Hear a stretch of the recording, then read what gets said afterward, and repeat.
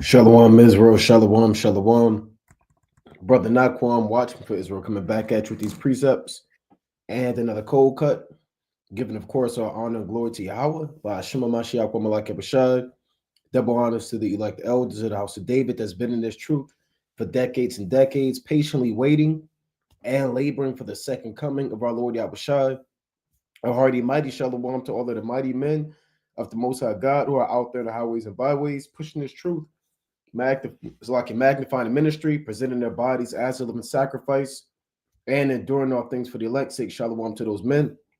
Shalom to those men again, those same men who've been going out there in season, out of season, enduring the winter elements, enduring the freezing rain, the sleet, the tundra, the snow, the hail, the blizzards, the blistering cold. Shalom to you, brothers, for enduring that, right? In hopes to seal the elect and magnify the name of Yahweh Bashmi Abashah. Shalom to the men that may not be out there on the highways and byways as of yet, but they're working on it. They're getting built up in the spirit. They're praying, they're fasting, they're studying, they're being diligent, and they're abounding in the work of the Lord. Shalom, shalom. Shalom to the ancient men, the children, Slaki, even the Akwath, right? How can you forget the Akwath, the sincere sisters out there, zealous and diligent and on fire and moving in the spirit of our righteous foremothers? And shalom to everybody tuning in live through the spirit of power of Yahweh Bashmi Abashah. Don Israel to me, the Vash Branch, serving 144K, Ephraimite Ak, Renea A, Yolanda Caesar, and everybody else tuning in and that will tune in, Lord willing. Lust, ungodly lust. Lust is a heavy, heavy, heavy demon and spirit that is plaguing our people, man. Has always plagued our people, since the days of old, from the ancient world, even in these days now, and we want to deal with, through the spirit of power of Yahweh Bashar, how to deal with lust, because if you don't control lust, lust is going to control you. If you don't get rid of it, it's going to get rid of you, right? These demons are sent from on high to tempt you and to test you. Anybody can fall victim to lust any given day. Like I was saying in the other cold cuts, man, earlier this week, anybody can get it. Well, Yahweh Bashmi Awashah, right? The Most High, he doesn't have a list of names up there where there's not one of the elect that doesn't get chastised, right? It's not one man of the Lord that doesn't deal with affliction. Anybody can get it. Anybody can fall. Anybody can get up if they repent and believe in Yahweh Bashmi Awashah. It works both ways, right? And if you don't understand the severity and the gravity of lust, you're going to fall. You are going to fall, and it's going to be a major fall. Right now, you can get back up. All praise to Yahweh Bashmi Abashah for grace and mercy, but you need to understand how important it is to conquer lust and how to deal with lust when it's presented your way. Right. First and foremost, let's go to Ecclesiasticus.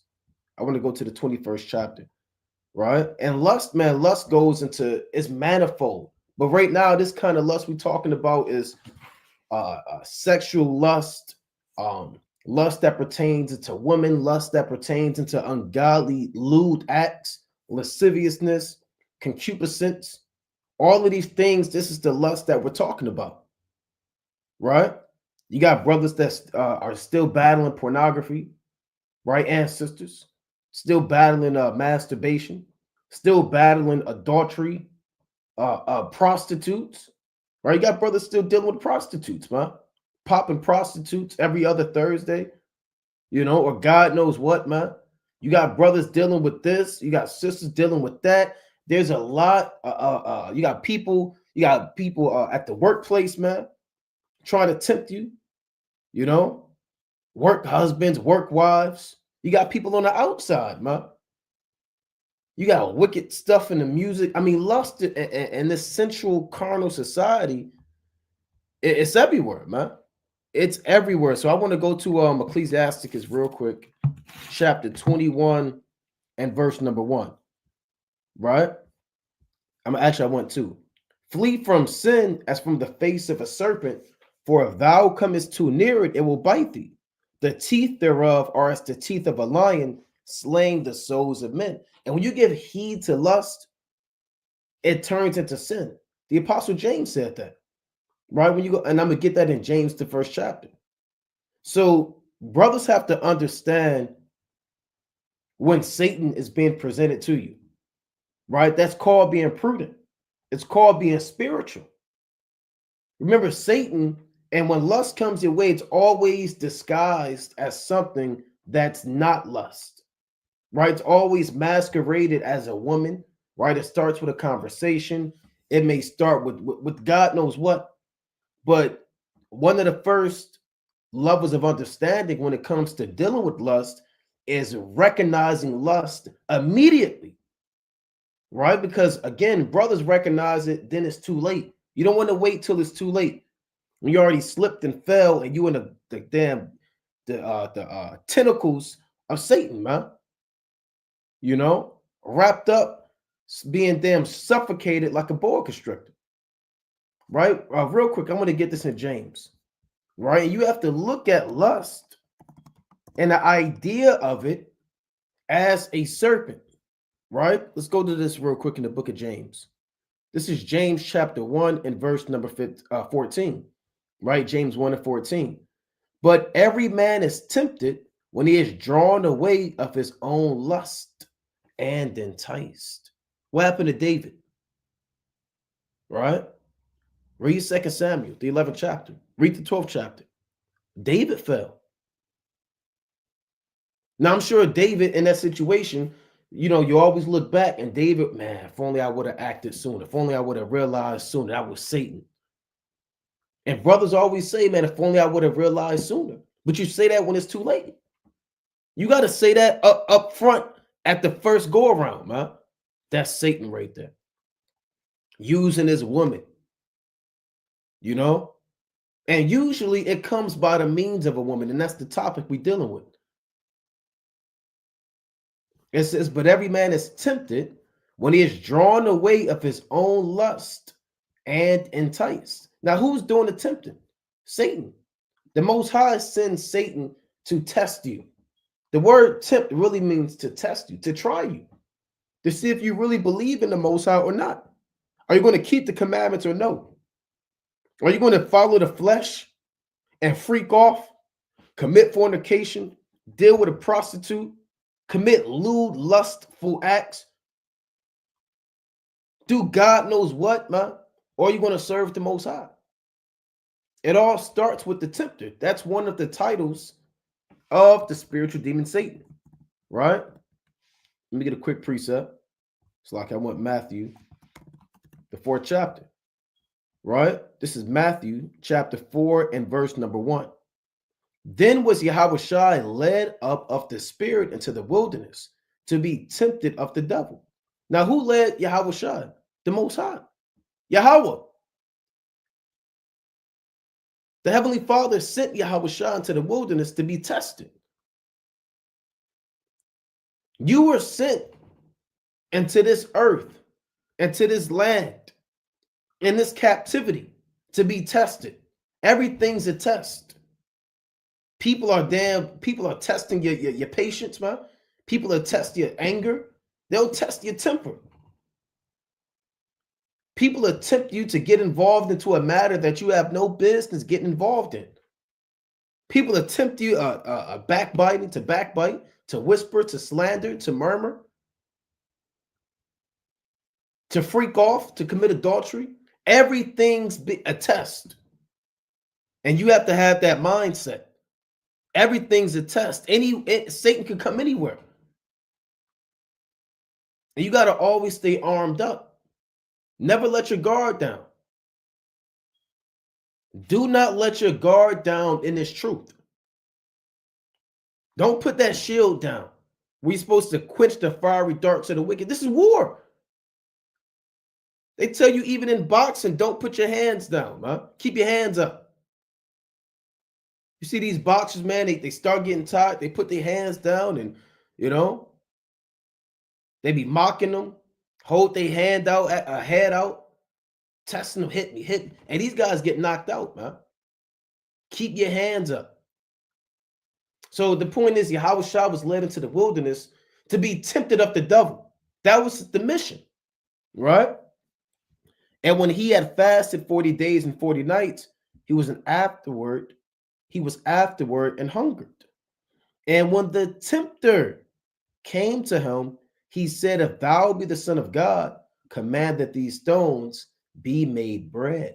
So one of the titles for the spiritual demon Satan is the tempter, right? Let's go into this word, right? He is the tempter. So all temptation that comes your way is being done by the spiritual demon Satan. Here's the definition you want right here. Right now, the word tempt, right, in the Greek is parazzo, right? Parazzo. And it says to try, right? That's what Jake said. You really trying me right now. You're trying my patience, right?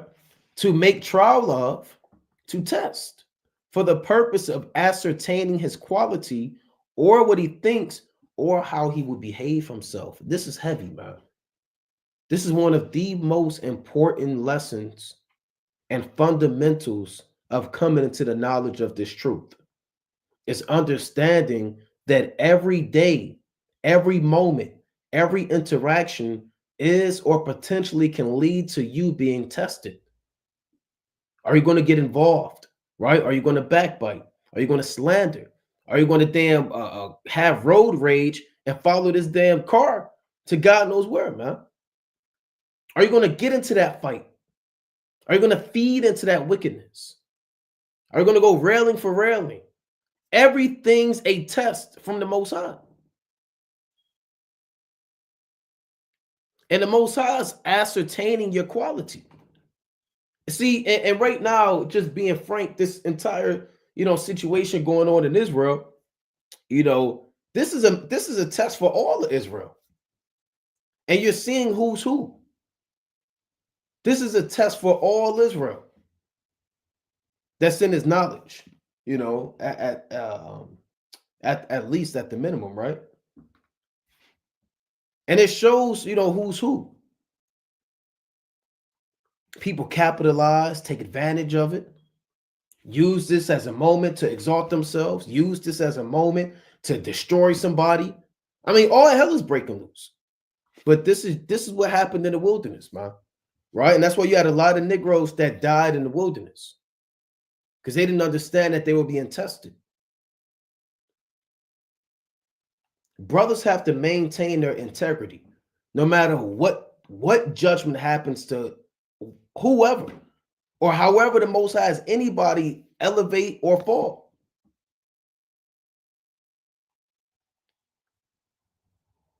Even when people are elevated, temptation comes. When Saul was made king, you had wicked men that said, who is this guy, man? And those men got jammed up. That was a test for them. Go back and read 1 Samuel, man. The 8th chapter, the 9th chapter, the 10th chapter. You have wicked men. When the Lord anointed Saul, they said, who the hell is Saul?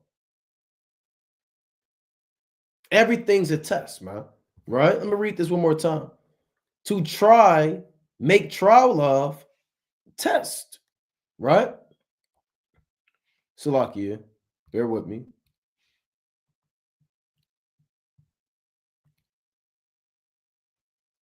Salakia, for the purpose of ascertaining his quality or what he thinks or how he would behave himself. So the Most High sends Satan to see if you're really a man of the Lord or not. Right? Are you going to give heed to the flesh? And Satan, man, he knows how to lay it down on you where you don't even realize it's Satan. Remember, what did the Most High say about the spiritual demon Satan? That he transforms himself as an angel of light. I mean, temptation is all throughout the Bible, man. Right? This is it's like in 2 Corinthians chapter 11 and verse number 14. And no marvel, for Satan himself is transformed into an angel of light. Yeah, Satan could hop on your wife. Oh, no, he wouldn't hop on my wife. That's my old lady. I love my wife. But she would never do anything. And I know her, and we read it. Hey, Satan could hop on me. Satan could hop on anybody in Israel. No, hey, Satan hopped on Peter. If Satan hopped on Peter in the book of Matthew, the 16th chapter, which I'm going to get the account, and he said, "It shall not be so unto thee, Lord, concerning the Lord's death and resurrection." And Yahushua told him, "Get thee behind me, Satan, thou art an offense to me. For thou savorest not the things that be of God, but those that be of men." So Satan hopped on Peter. He'll transform himself to a dream job where you're making $150,000 a year. It's everything you want. But they kind of told you in that job, "Hey, look, you got to come in once Sabbath. You're on call for one Sabbath any given day." That's a temptation. You have to say, "Oh, that's Satan tempting me." Yeah, you make goddamn all this money, but hold on, you want me to work the Sabbath? Nah, that's Satan. Look, that I rebuke you. You got to rebuke these demons, man. And that's the problem too in Israel. People don't rebuke demons, man. People don't rebuke Satan. They don't even Jake don't even recognize Satan hopping on people, man. Oh, that's my favorite brother, or that's my camp leader, or that's my elder, or that's my wife, or that's my son, or that's my brother. That's Satan. If they are tempting you to go off in their speech and their actions and words to make you be in a situation where you're about to sin against the Most High, that's Satan. You got to rebuke it. You have to rebuke it. And if you don't, it's over. You failed the test. Right? Let's go to Ecclesiasticus chapter 27. These ain't the days to be failing the test. Right? These are not the days to be failing the test. Ecclesiasticus 27:5. The furnace proveth the potter's vessel, so the trial of man is in his reasoning. Yeah, the potter's vessel is like something made of clay or something made of silver or gold or what have you. You put it in the furnace and you turn that heat up, and it either breaks, it shatters in that heat, right? Or it comes out stronger. That's why you have an oven kiln for pottery. You put it in there and it hardens the clay. And you put the gloss over it and whatever the case may be. You begin to paint it. But certain pots, man, or clay you put in there, it breaks, man. It shatters. It's too hot. It can't endure the fire. So the trial of man is in his reasoning, right? So the Most High, he deals with putting man on trial. And every day, man is on trial. Every day when you wake up or when the sun goes down, you're on trial. And spirits are going to come your way to make you try to do things that are contrary to the law, statutes, and commandments of the Most High. Right? And the Most High, he said, your reasoning is going to be the final indicator if you are a man of the Most High or not. Right? So you got to understand this in James, the first chapter. When it says, but every man is tempted, you're being tempted by the tempter, who is Satan. But he will masquerade himself as someone that's close to you, as a particular situation. He'll set up the scene for you. You walk into a damn room. It's a woman in there. You don't know where this woman came from, right?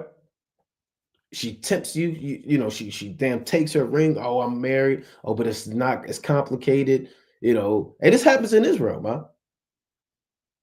A sister inbox a brother, Shalom. I'm trying to understand what this chapter is going into, and the brother's wise. He'll ask, "Are you married?" Oh, well, no, I'm not married. Well, okay, well, it's complicated. I mean, well, am I married? Right? I just love the way you teach. I love the way you bring it out. You're such a mighty man of the Lord. And brother, he'll forget that whole deal with her saying she married. She might not be married. He's getting caught off guard with the flattery and compliments. He has to realize at that given moment, I'm being tempted. Hold on. This is temptation. through flattery. Sister, are you married or are you not?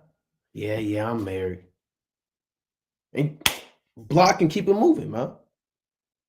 Or do what you got to do. You know, set her up with some sisters that could be righteous or whatever. So you got to understand how this devil's coming, right? But every man is tempted when he is drawn away of his own lust and enticed, right? So everybody got their own inner demon that is essentially that comes into play when temptation comes your way, right? Then when lust hath conceived, it bringeth forth sin, and sin, when it is finished, bringeth forth death. That's a lineage right there. This is a genealogy. You got lust who conceives like a woman conceives, and the offspring of lust is sin, right? And then sin conceives, and when sin brings forth its child, it's death. Death is the offspring of sin. Sin is the offspring of lust. Lust comes from what? Being enticed. And being enticed comes from being what? Tempted. It's a domino effect.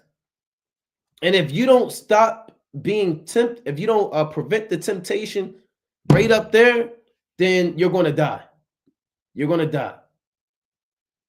That's how it works. You're not going to make it. It all starts with being tempted. Let's go through this again. Right? First you have temptation, then you have being enticed, and then you have lust. Then the offspring of lust is sin, and the offspring of sin is death. You have to stop it at the door. Because lust will kill you, man. Lust will destroy you. Evil sexual lust, lusting for money, lusting for power. You got people that lust for power, lust for fame. I gotta be famous. Everybody gotta know who I am. Hey, that's Satan, man. Hold on. That's a demonic thought. What do you mean everybody has to know who I am? Hey, everybody has to know Yahweh Hashem Yahushua. I gotta be famous. I gotta be the most famous Israelite ever. Man, they gotta know me. The world gotta know me. I got the breakdowns. I got the knowledge. They gotta know me. You gotta recognize that's a demonic thought right there. Hold on, that's a satanic thought.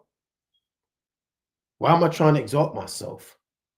Why do I have to be seen of? Hold on. Why do I have to be seen of men? Hold on. We're here to lift up Yahweh Shai. Yahweh Shai said, if I be lifted up, I will draw all men unto me. Verse number 16. Do not err, my beloved brethren. So don't err, man. Don't slip up, right? Be able to deal with this temptation and recognize when Satan is coming your way. And it's a good thing to pray for discernment, right? Because some brothers, man, everybody battles something, right? You got brothers, they battle anger, right? They battle severe anger, road rage, wrath, yelling, screaming at brothers. Hey, the Lord said in this same chapter, right? Ecclesiastes 27, actually I went 30, right? It reads, hold on, let me go back. Right? It reads, malice and wrath, even these are abominations, and the sinful man shall have them both. So when you're full of malice and wrath, which is severe hatred, turns violence, anger, right? All these things are an abomination to the Most High. So a lot of brothers deal with that within itself. And you have to look at the things that easily overthrow you, right? If you fear the Most High, there's a particular spirit that you battle with. Now you say, well, I don't battle no spirit. I don't deal with no demon. Well, if you don't battle any spirits, I find that hard to believe if you're in this truth. You might not be in the truth, right?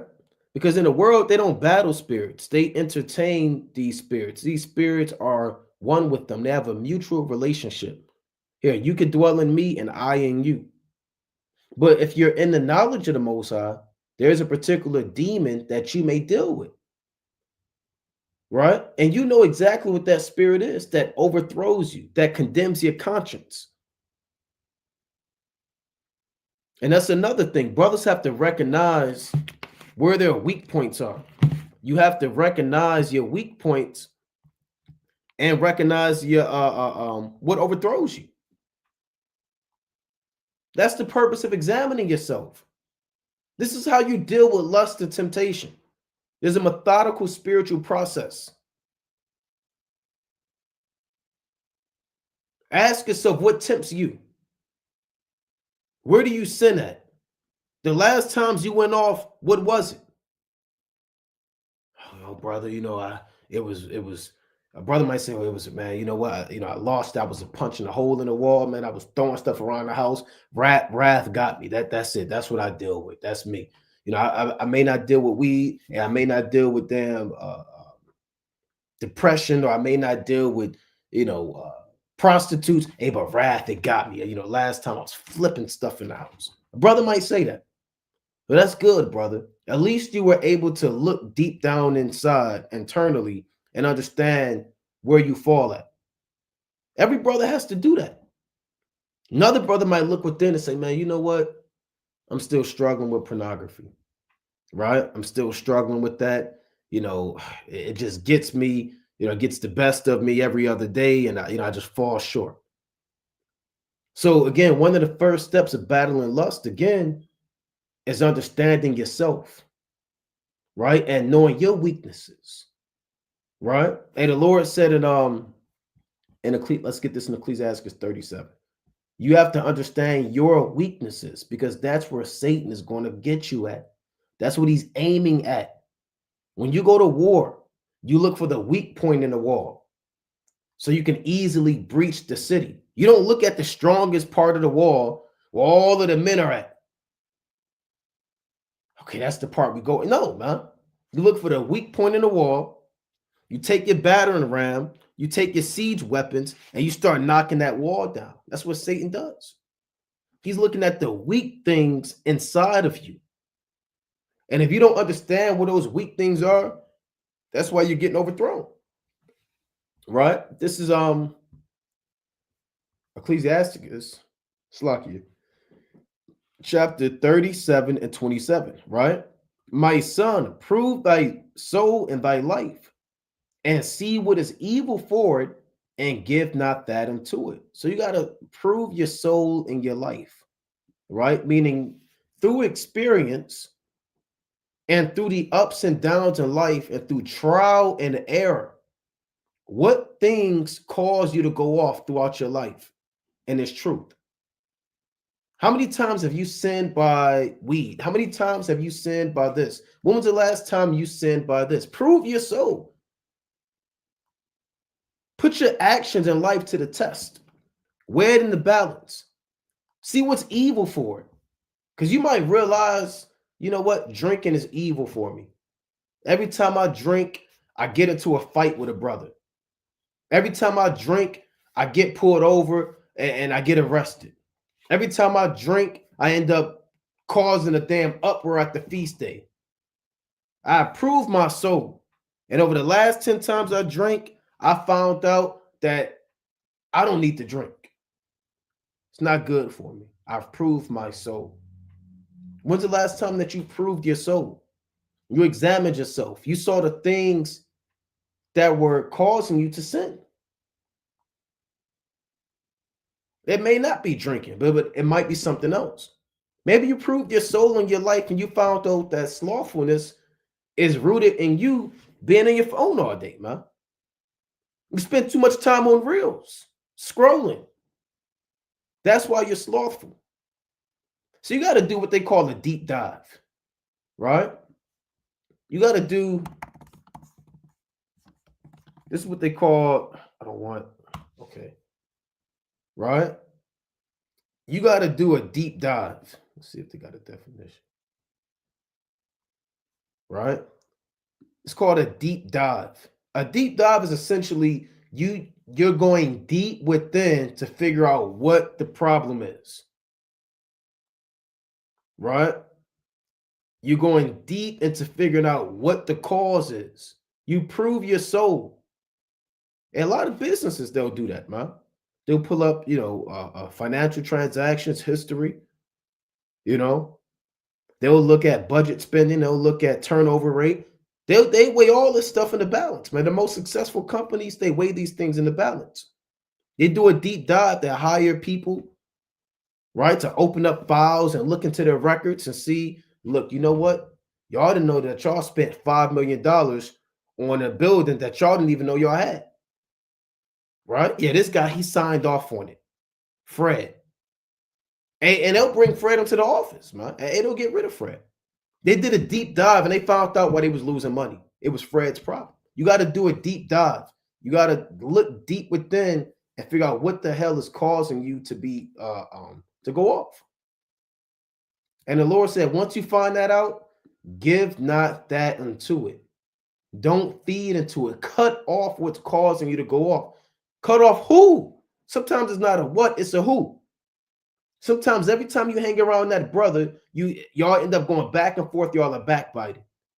Every time you hang around that sister, right, or you talk to that sister through text or through phone, you end up sexting, man, and sending lewd pictures.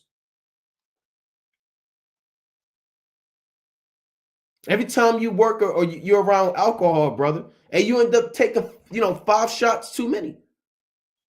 Give not that unto it. Right?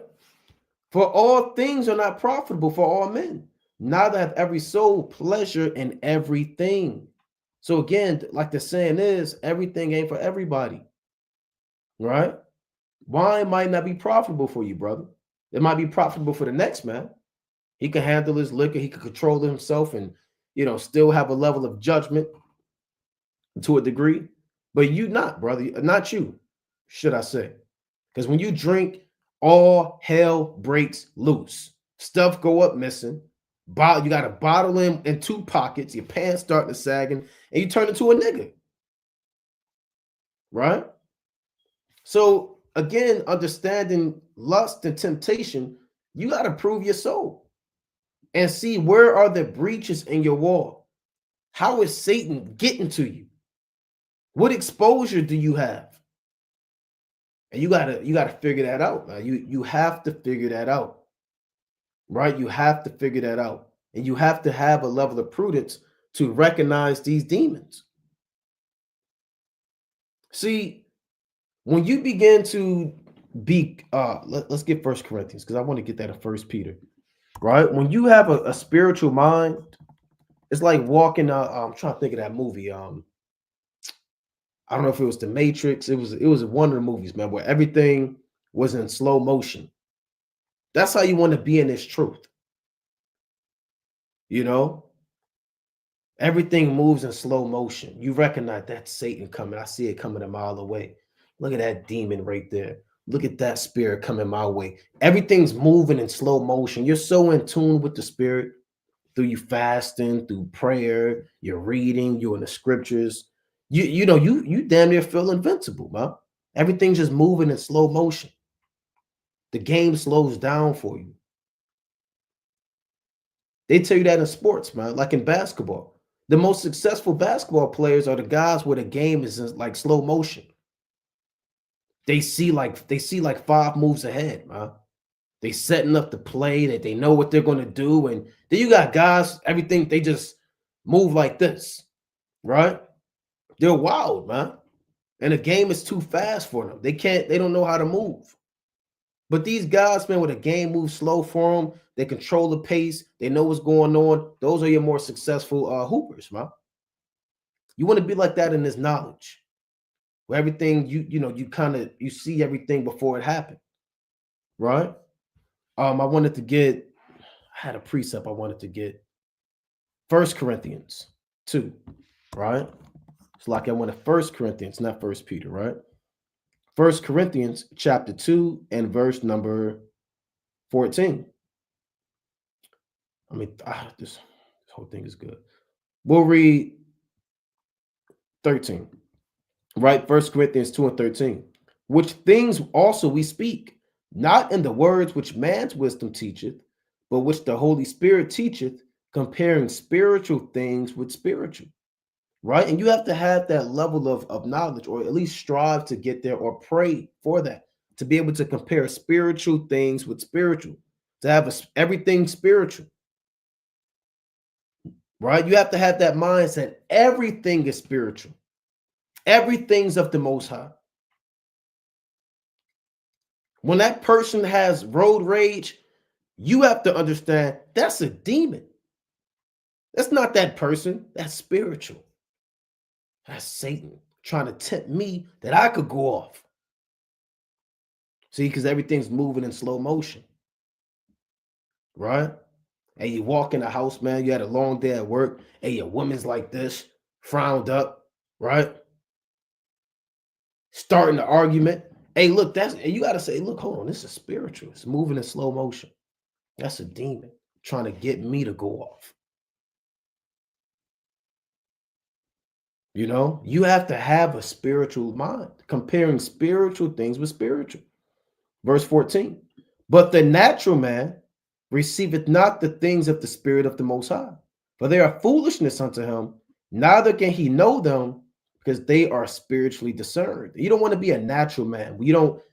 Everything is too late for you, right? You're smoking a blunt, then after your last damn inhale, you're like, damn, that was Satan. This was Satan. Brother, it's too late. Don't be a natural man.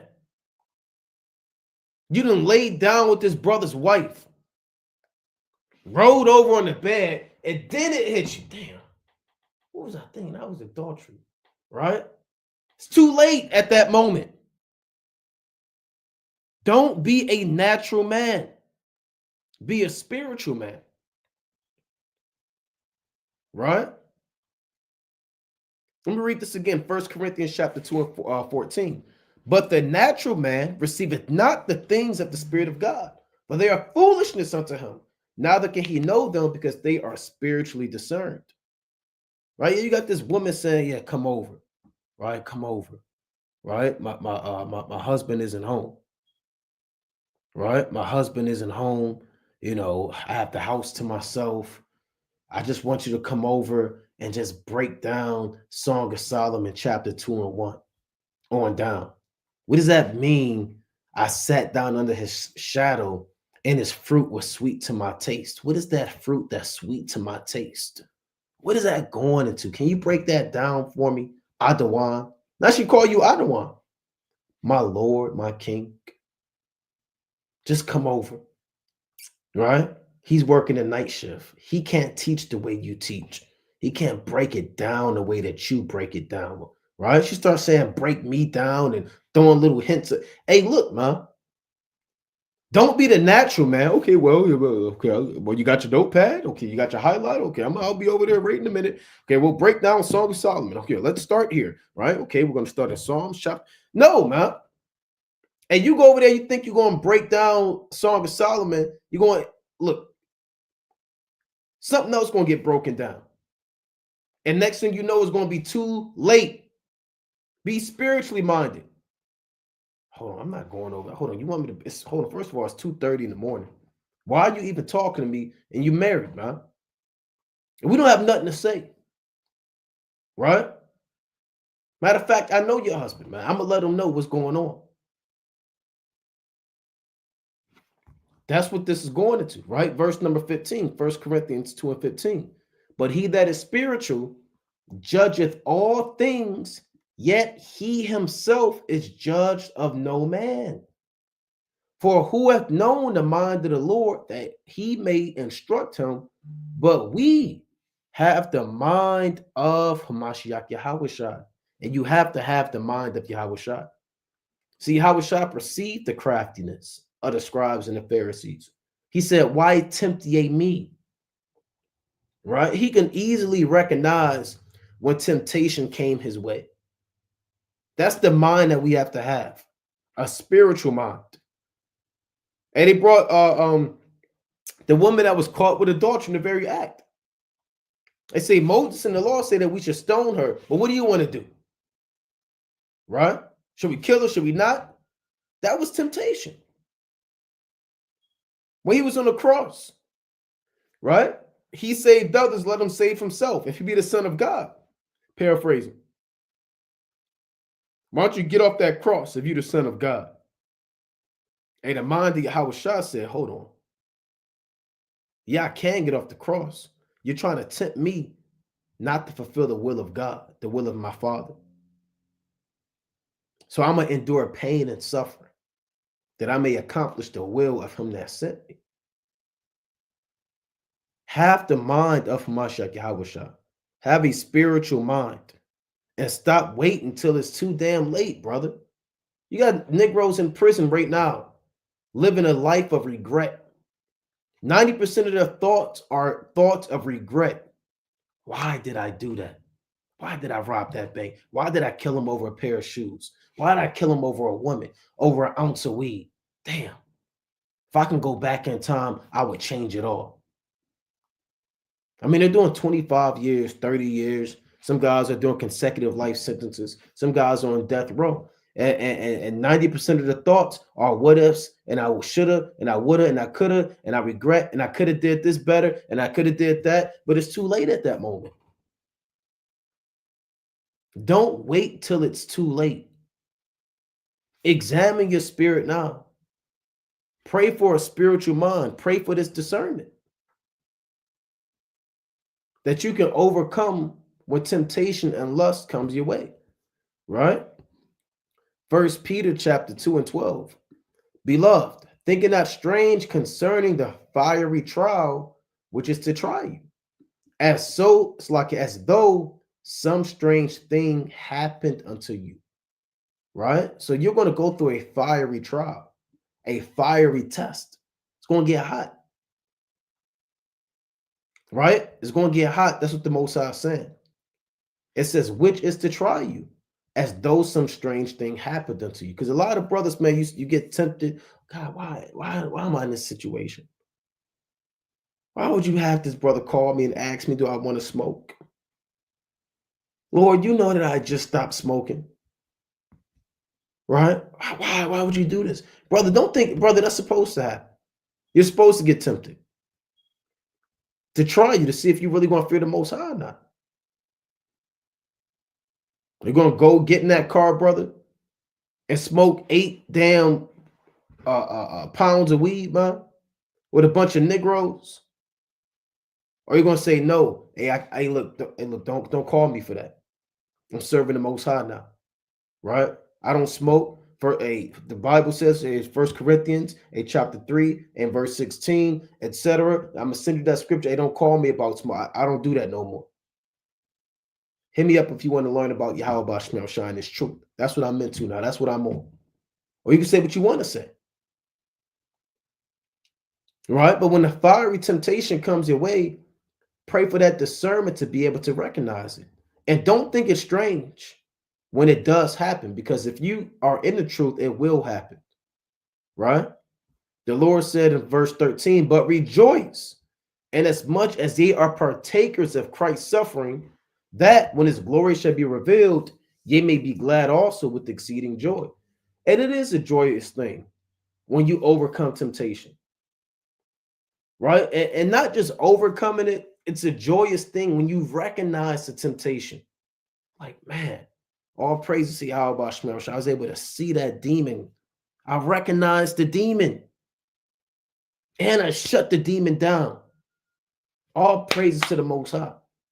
And you brothers that overcame temptation, and you knew that it was temptation, you knew it's always a good feeling of conquering. You damn near feel invincible, man. You feel strong. You feel confident. You feel like Abraham, when he went to take his son up and offer him on the altar,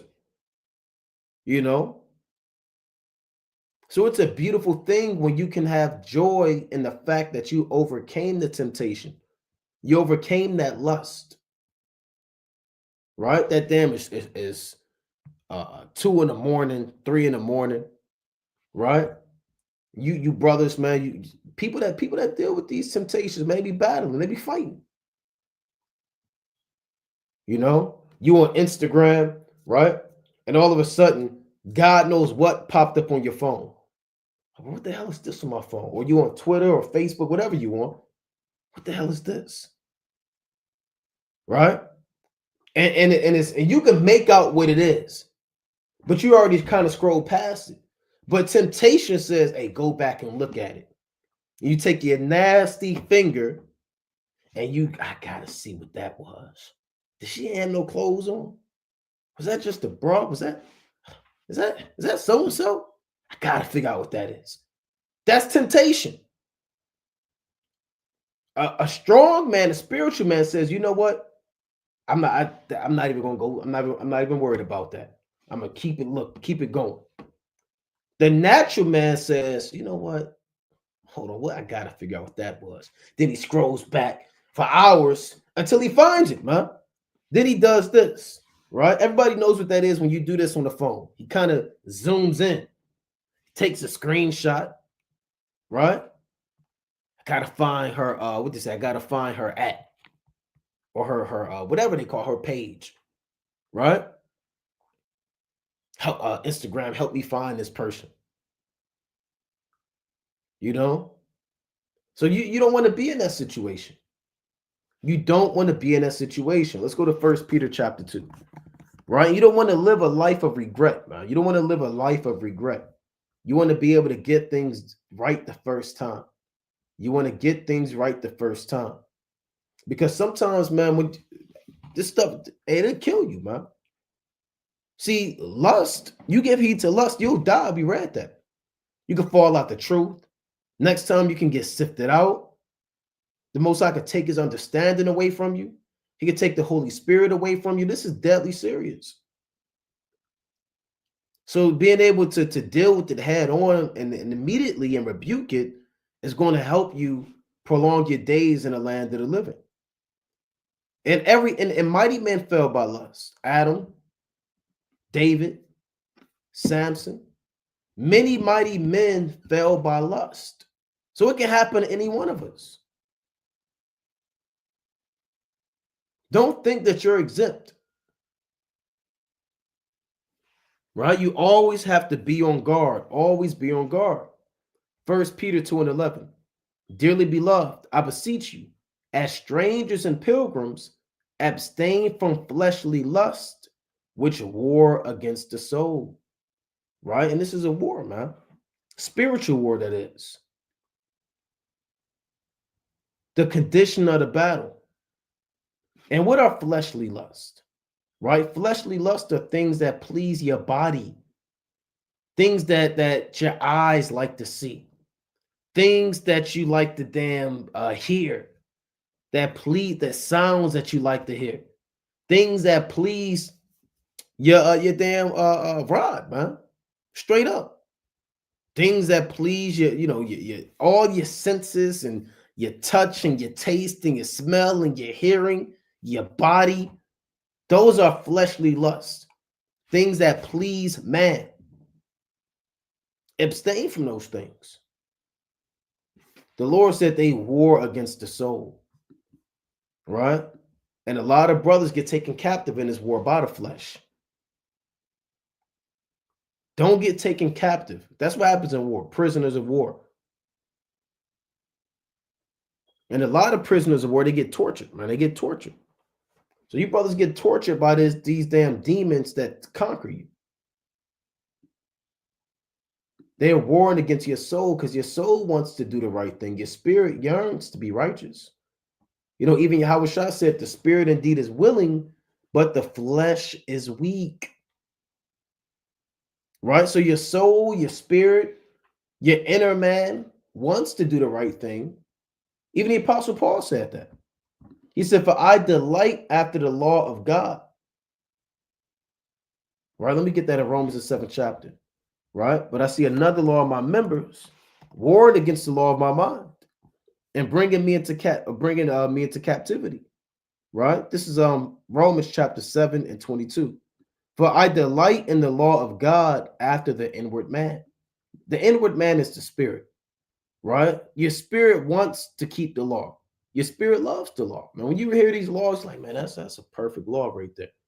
Don't commit adultery. I mean, that's mighty, right? Don't have any other gods before the Most High. That's beautiful. There's nothing wrong with that. You delight when it's time for Passover. You delight when it's feast of dedication. You delight after the law of God in the spirit. But, that's the inward man. But I see another law in my members, warring against the law of my mind and bringing me into captivity to the law of sin, which is in my members.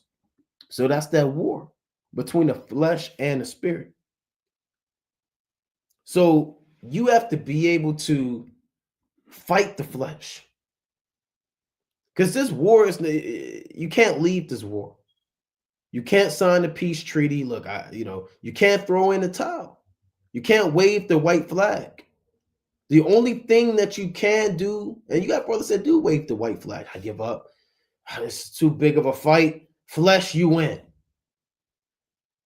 Then you activate all your old contacts to plug Keisha, Tammy, Tamika, Renika, LaShonda. And you text them, I'm done with that Hebrew Israelite thing. I'm ready to freak off as a man of the flesh. I'll be there at 9 p.m. Get the bottles ready. Don't throw in the towel and wave the white flag in this war. And you can't run away, man. The only thing you can do in this war is to help strengthen your spirit and abstain from fleshly lust. Because the war ain't going to go away. How do you strengthen your spirit? By fasting more, reading more, meditating in the precepts, studying those precepts in the law. David said, I have laid thy word in my heart that I might not sin against thee. And a lot of brothers go off because they don't have a defense. They don't think of that precept. When that married woman is trying to entice you, you don't think of Leviticus 20 and 10. You don't think of Deuteronomy, the 22nd chapter. You don't think of these laws that are supposed to be a defense because you don't study. That's another reason why, or another way to help you fight lust. You have to have these precepts, man. You got to have a whole arsenal in your mind. Somebody try to provoke you to go off in anger. Hold on, that's Proverbs chapter 14, 29. That's Proverbs chapter 15, so-and-so, right? That's Proverbs 16, 32, right? I got the Lord, Ecclesiastes, the 7th chapter. And these precepts should come to your mind.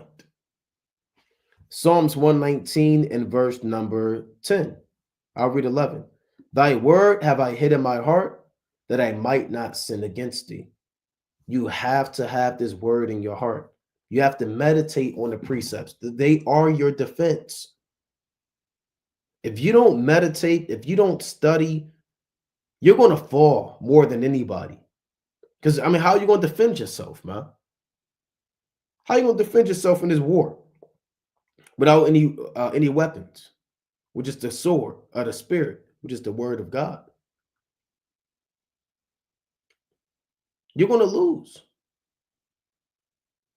See, when there's situations going on and you begin to try to get enticed to get involved in a matter that has nothing to do with you, you got to think of the precept. My son, meddle not in many matters, for if thou meddle much, thou shalt not be innocent. That should come into your mind. Study to be quiet. All these precepts should come into your mind. When brothers fall and they sin and they get cast down, you got to think of the precepts. There should be a plethora of precepts that come to your mind about judgment, restoring the brother, mercy, prayer. So when men tend to go off, it's because they don't lay up the word in their heart. They act off of the flesh and emotions, and they end up going off, man. Right? Let me read this again. Thy word have I hid in mine heart, that I might not sin against thee. Blessed art thou, O Yahweh, Ba'ashmi Avashai. Teach me thy statutes. Right? Teach me thy statutes. So going back to this, Romans 7 and 23. But I see another law in my members, meaning in my flesh, warring against the law of my mind and bringing me into captivity to the law of sin, which is in my members. And that's going to happen, right? You're going to go off, but don't use it as a reason to go off. Oh, the Lord said, I'm going to go off. I'm in a fleshly body. I am going to go off. The hell with discipline. No, you strengthen the law of your mind. If they're warring against your mind, you strengthen your mind. If they're warring against your walls, like in ancient warfare, you strengthen your walls. You get more bricks, more slime, more mortar. You put siege towers on top that can shoot arrows and stones withal, and you strengthen your walls. You may put a double wall, put a gate right there, iron bars, because they're warring against your wall. These demons are warring against your mind, so you strengthen your mind through the precepts, through studying, through meditating, through reading, through prayer, through fasting. These are different ways to help you fight lust. Right? Let's go to Psalms chapter 141. These are not the days to be going off and being victim to lust. Don't be a brother that refuses to take counsel, right? You refuse to take counsel. This Psalms 141:3, right? Psalms 141:3. Set a watch, O Lord, before my mouth. Keep the door of my lips. This is a prayer, right? This is David asking the Most High to pretty much shut his mouth, man. So he doesn't say anything that's off. Incline not mine heart or my heart to any evil thing, to practice wicked works with men that work iniquity, and let me not eat of their dainties. And that's heavy right there. See, this is part of the prayers that men of the Lord should be asking or praying to the Most High for. Pray that the Most High don't incline your heart to an evil thing. When's the last time you prayed for that? Well, Lord, I pray for it. I say, Lord, give me wisdom, right? Well, brother, that's fine. You can pray for wisdom. This is a specific petition, a specific request to the Almighty God, asking the Most High to tap deep in your mind, not to follow evil things.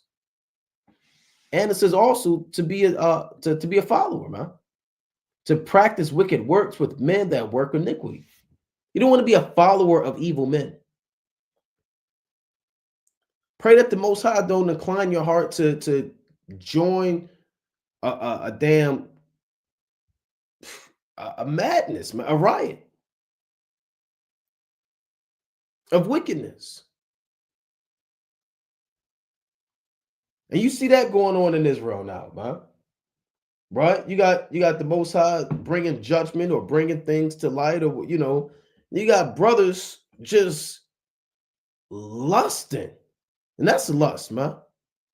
See, in this situation in Israel, a lot of brothers are falling victim to lust because they're lusting to capitalize on another man's downfall, right? They're lusting to rejoice.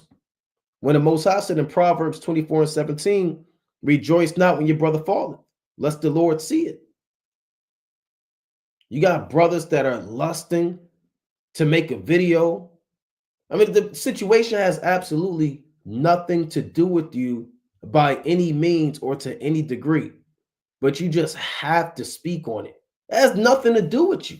That's lust. You lusted to get yourself involved in a matter that has nothing to do with you for vanity. See, lust is going to get a lot of brothers jammed up, man. Lust is going to get a lot of brothers jammed. I just got to. Why do you just have to? Well, everybody's kind of talking about it. I got to talk about it. You don't have to talk about it, brother. Okay, well, I just gotta get my rocks off. I gotta say something. Control your spirit, man. Was 1,000 people? They all trying to figure out what's going on. I gotta figure out what's going on, brother. Maybe you should figure out how not to be slothful. Brother, maybe you should figure out how to overcome those damn homosexual thoughts you have. Brother, maybe you should overcome and focus on trying to stop smoking weed and stop lusting.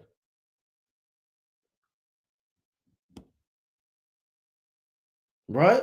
Stop lusting, Israel. Right? Let me get this in 1 Corinthians 10. See, the Lord said that we lusted after evil things in the wilderness, man. Right? Jake, you lusting for power. People are lusting for loot, things. Right? Madness. This is 1 Corinthians 10:6. Now, these things were our examples, to the intent we should not lust after evil things as they also lusted. So it's plain. All these Negroes died in the wilderness because of lust. Right? You can say, well, hold on, that's not what happened.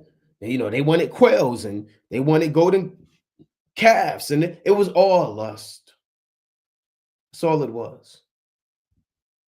When they set up them 2 golden calves, that was lust. Lusting after other gods.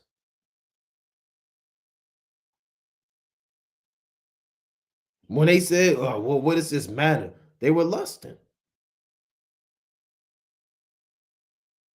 Lust is going to get a lot of men killed. And the Most High gave you the entire book of Exodus, Leviticus, Numbers, Deuteronomy about what happened in the wilderness. A lot of brothers go back and read the Torah, read the law.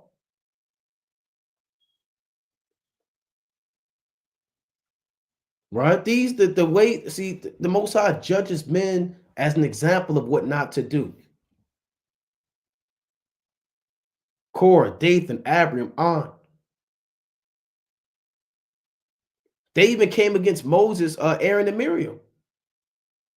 Has the Lord indeed spoken to you, Moses? Has he not spoken also by us? What the hell you doing marrying an Ethiopian woman? And they thought they was on Moses' level, that they could talk to Moses like that. They weren't on Moses' level. But that lust for power, right? That spirit of preeminence got Miriam leprosy, man. And if it wasn't of the mercy of the Most High, she would have died a leper, right? She would have died a leper, right? So let's go to Ecclesiasticus chapter 23, right? Don't be a lustful brother. You lusting for power. You lusting for views. Don't lust for attention. Don't be lusting after another man's wife. Don't be lusting for liquor, to backbite, to murmur, to whisper, to slander. Recognize where those spirits are coming from. Right? Have a spiritual mind in the last days. Don't be carnally minded. Right? I wanted Ecclesiastes chapter 23. Right? Ecclesiastes 23 and verse number 1. Right? Now this is a prayer. Right? You brothers, man, that really deal with lust, you should throw this prayer up every day. And even if you don't really deal with lust, do you think you don't? Anybody could get it any day with the Most High, right?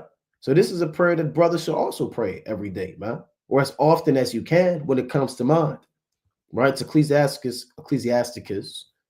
aka Sirach, chapter 23, verses 1 through 6, right? Let's read it. O Father and Governor of all my whole life, lead me not to their counsels, and let me not fall by them.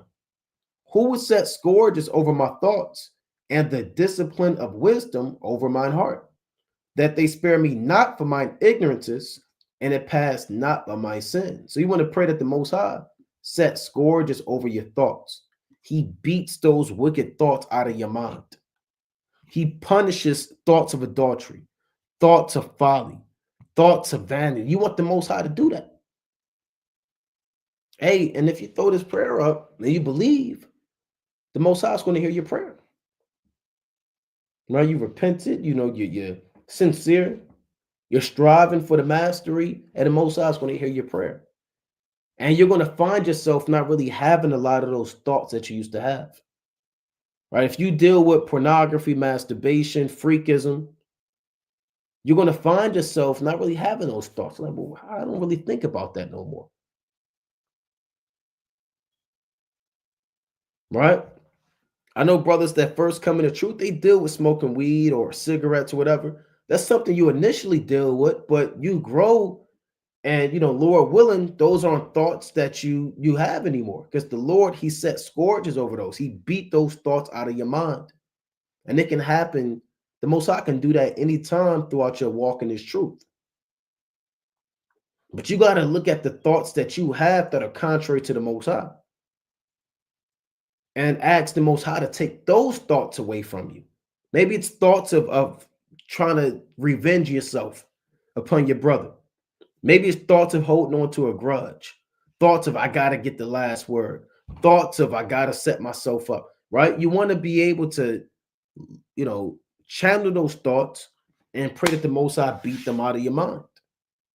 Who set scourges over my thoughts and the discipline of wisdom over mine heart, that they spare me not for mine ignorances and it pass not by my sins? Because again, your thoughts are going to turn into your words. Your words are going to turn into your actions, right? And you're going to end up sinning. Verse 3, lest mine ignorances increase and my sins abound to my destruction, and I fall before mine adversaries, and mine enemy rejoice over me, whose hope is far from thy mercy. Right? And that can happen. You can become more and more ignorant, borderline reprobate, right? And you end up falling. That's what happens, man. Brothers fall in His truth, and they fall before men that hate them, men that want men to see them fall. I'm seeing brothers, I mean, God, was it 5 years probably? Brothers did a live, a sit down. Brothers had taught at, there's certain brothers that hadn't taught at camp. And what, since 20, God knows what, 2020, I don't know, 2020, long time ago. Now all of a sudden, they're doing videos. Now you got all these videos based off of a brother's situation. Now, you don't want to fall before men that hate you, bro.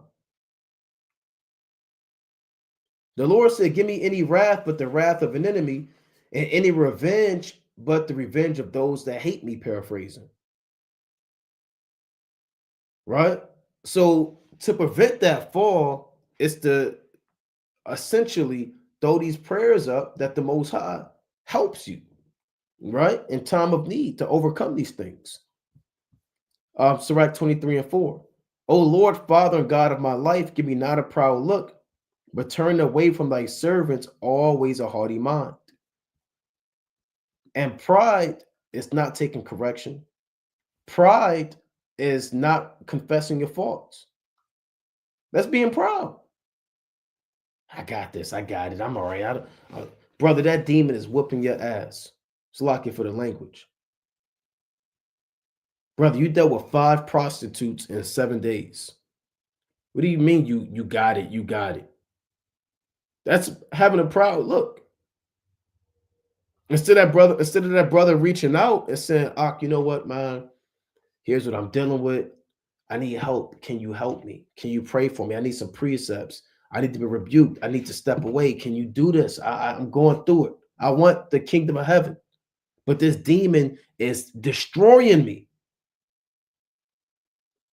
Lust is killing me. Can you go on a fast with me? Don't have a proud look to the point where a demon is destroying you and you're so proud, you'll just fall on your own sword. You won't say anything. That's sick. That's proud, man. And Jake is proud, man. You got to get rid of that worldly attitude. Jake will be sitting in the middle of the street homeless with no food, no water, and just because they don't want to reach out. I ain't calling nobody. I got this. I'm my own, man. I got this. Well, brother, evidently you don't, brother. You're sitting in the middle of the street, man, looking for crumbs on the damn side of the road.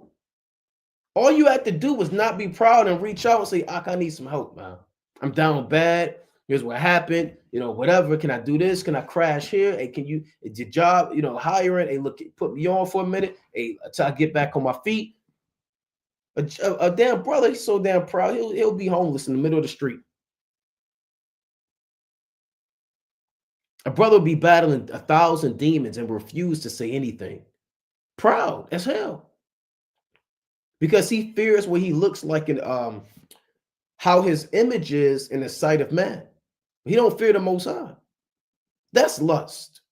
Well, I ain't gonna say nothing. I mean, what are these brothers gonna think about me? I have to be the mightiest man. I am mighty. Nobody can know. So you go around, brothers, you salute brothers extra hard. How about Shemel Shai Brakathum? Right? You're shaking a hand at camp. Then you go home, you open up your sticky laptop, your nasty, sticky laptop, and the damn P button is damn stuck, and it is jammed in there, man. And the O button is jammed up, and the R button is jammed up, and the N button is jammed up, and they sticky keys. And you open your laptop, you type those letters in, and you just freak off. Because you got a proud look, man. You trying to be almighty in front of brothers, and you go open up your laptop, and you're really battling pornography demons. Don't be proud. Pray that the Most High don't give you a proud look. That's what this is saying. Give me not a proud look, but turn away from thy servants always a haughty mind. Turn away from me vain hopes and concupiscence, and thou shalt hold them up that is desirous always to serve thee. What is concupiscence? Right? What is concupiscence? Let's pull that definition up. Right? Let's pull up concupiscence. It reads strong sexual desire, lust, right? Sexual desire, lust, lustfulness, sexual appetite, sexual longing, passion, like lecherousness, lasciviousness, lewdness, raunchiness, licentiousness, the hots, like hot in your pants, man, right? Passion, right? Ardor, carnality. Look at that, carnality. Let's go to the etymology of concupiscence. Let's go to the etymology of it, right?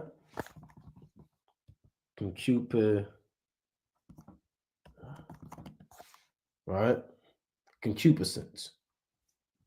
Ardent desire, improper or illicit desire, lustful feeling, right? Lustful feeling. Calm, right? Meaning width, and cupere, meaning to long for, right? So you're longing for, that's concupiscence. Now, that's what the Most High is speaking of. Sirach chapter 23. Turn away from me, vain hope and concupiscence.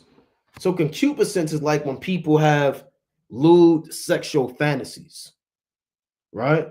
You're just meditating and thinking about what it would be like if you was with this man's wife, how that night would go, or you undressing this person with their eyes. That's concupiscence, right? Or you open up your sticky, nasty laptop and open up some secret tab and you type in all of this lewd, nasty stuff. Oh, what do I want to watch? I watched that already last week. What can I watch now? Right? I've never seen that video, and you click your button. That's concupiscence. Don't be a man of concupiscence. Pray that the Most High take that demon away from you. Right? Take that demon away from you. If the Most High take that away from you, it says, and thou shall be, it's like, and thou shall hold him up. That is always desirous to serve thee. The Most High will hold you up, right? Don't be a brother of lasciviousness or concupiscence. That's evil sexual lust. How many prostitutes, man? I need some pros, man. I gotta look, man. Where's the numbers at? Right? I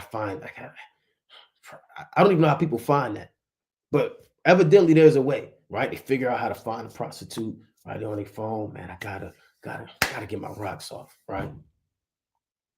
Hello, right? And I don't even know how that conversation is, man. But next thing you know, they in the damn hotel, man, motel. You know, dude sitting on the end of the bed, twiddling his fingers, man. Well, what do you want? Why'd you call me? What do you want? $200. But for you, I'll do 175. What do you want? Oh, well, I was just kind of, let me see your money. Okay, he kind of dropping his cash. You don't need, look, brother, no concupiscence, man. And I brought this precept out. I want to get this precept because we got to break this precept down the right way, right? We got to break this down the right way. We brought it out last week or earlier this week. I'm talking to brothers, but we got to break this down again, right? Just to deal with this, right? Hebrews 13:4. Marriage is honorable in all, and the bed undefiled, but whoremongers and adulterers God will judge. And when it says the bed undefiled, a lot of Jake, man, you use this verse to think that, anything, for some reason, Jake, you read this verse and lust kicked in and you broke this verse down completely wrong. You have completely butchered and broken this verse down wrong.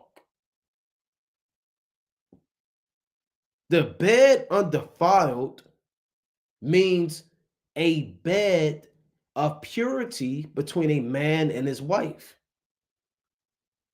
Nothing more, nothing less. A defiled bed is a bed where whoremongers and adulterers and fornicators lay down on. But you got brothers saying, well, you know what? Hey, look, my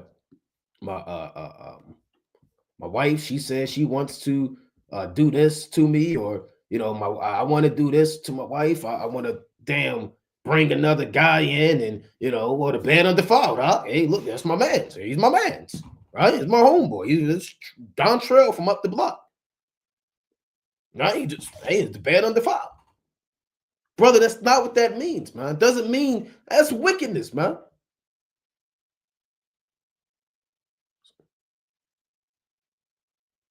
Right?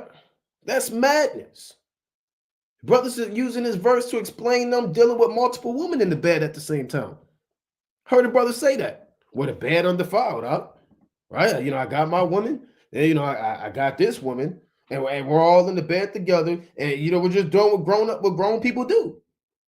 Remember, Hebrews 13:4, the bed undefiled. Yeah, it's a what they call a threesome. Hey, but you know what? The bed undefiled. There's nothing wicked about that. Yeah, they're looking at each other's nakedness. Yeah, God knows what is happening. Hey, but the bed undefiled. That's not what that's talking about. It explains itself within the verse.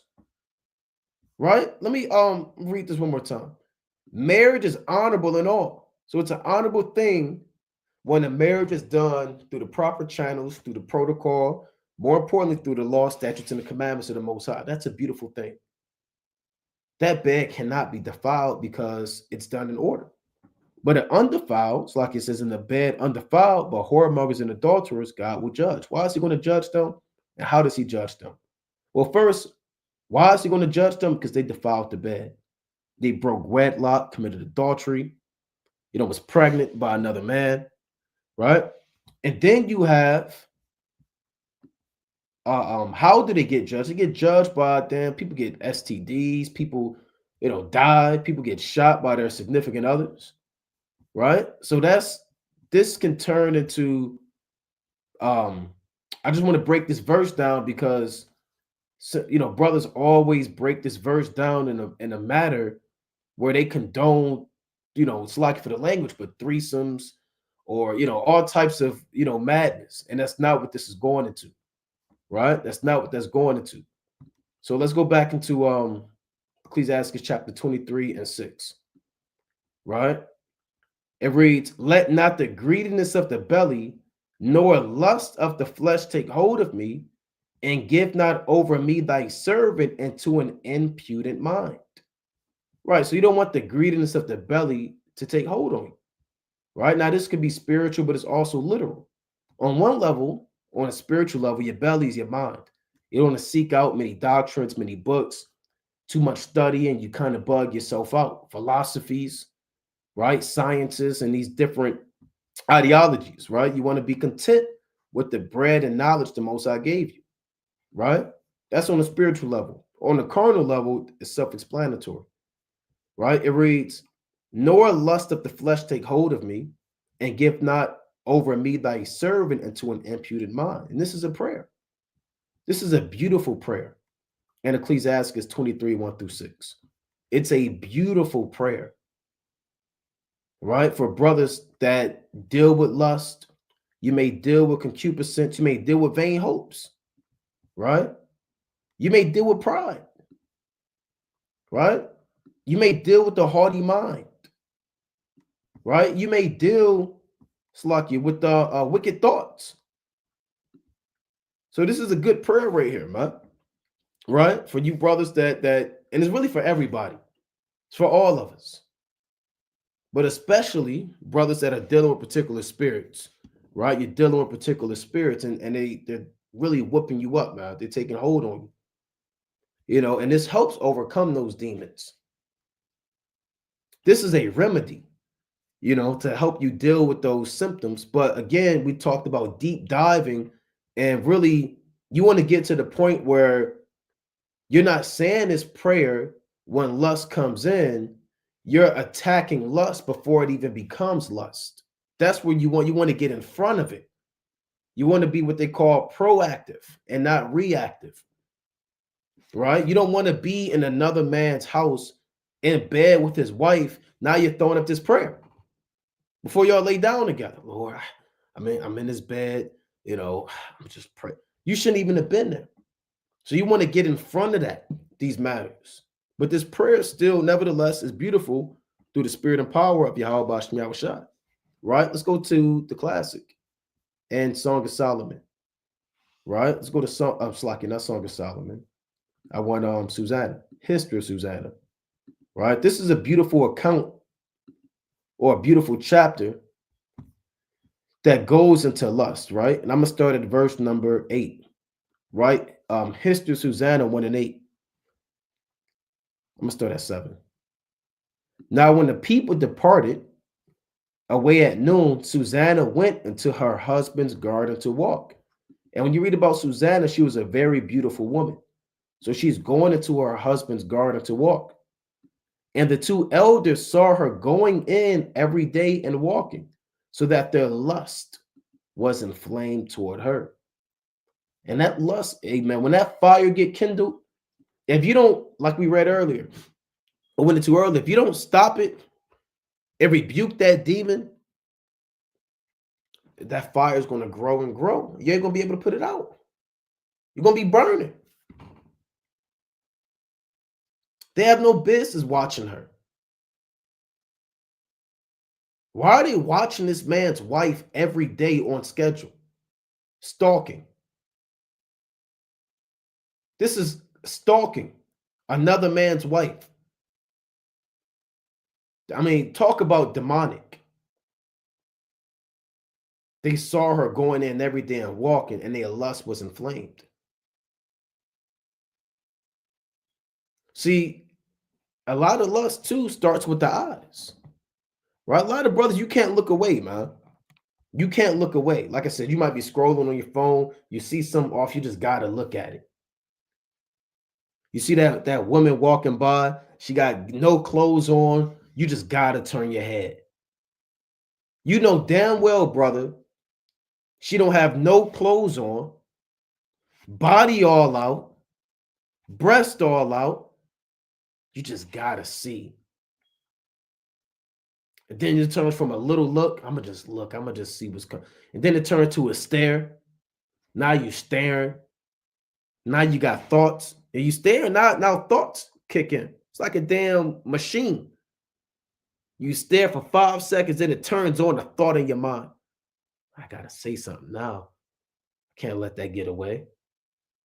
Right? What kind of man would I be? Then you start having these demonic thoughts. You know what? I'm going to go say something. Right? Now you shuffling your feet to go say something.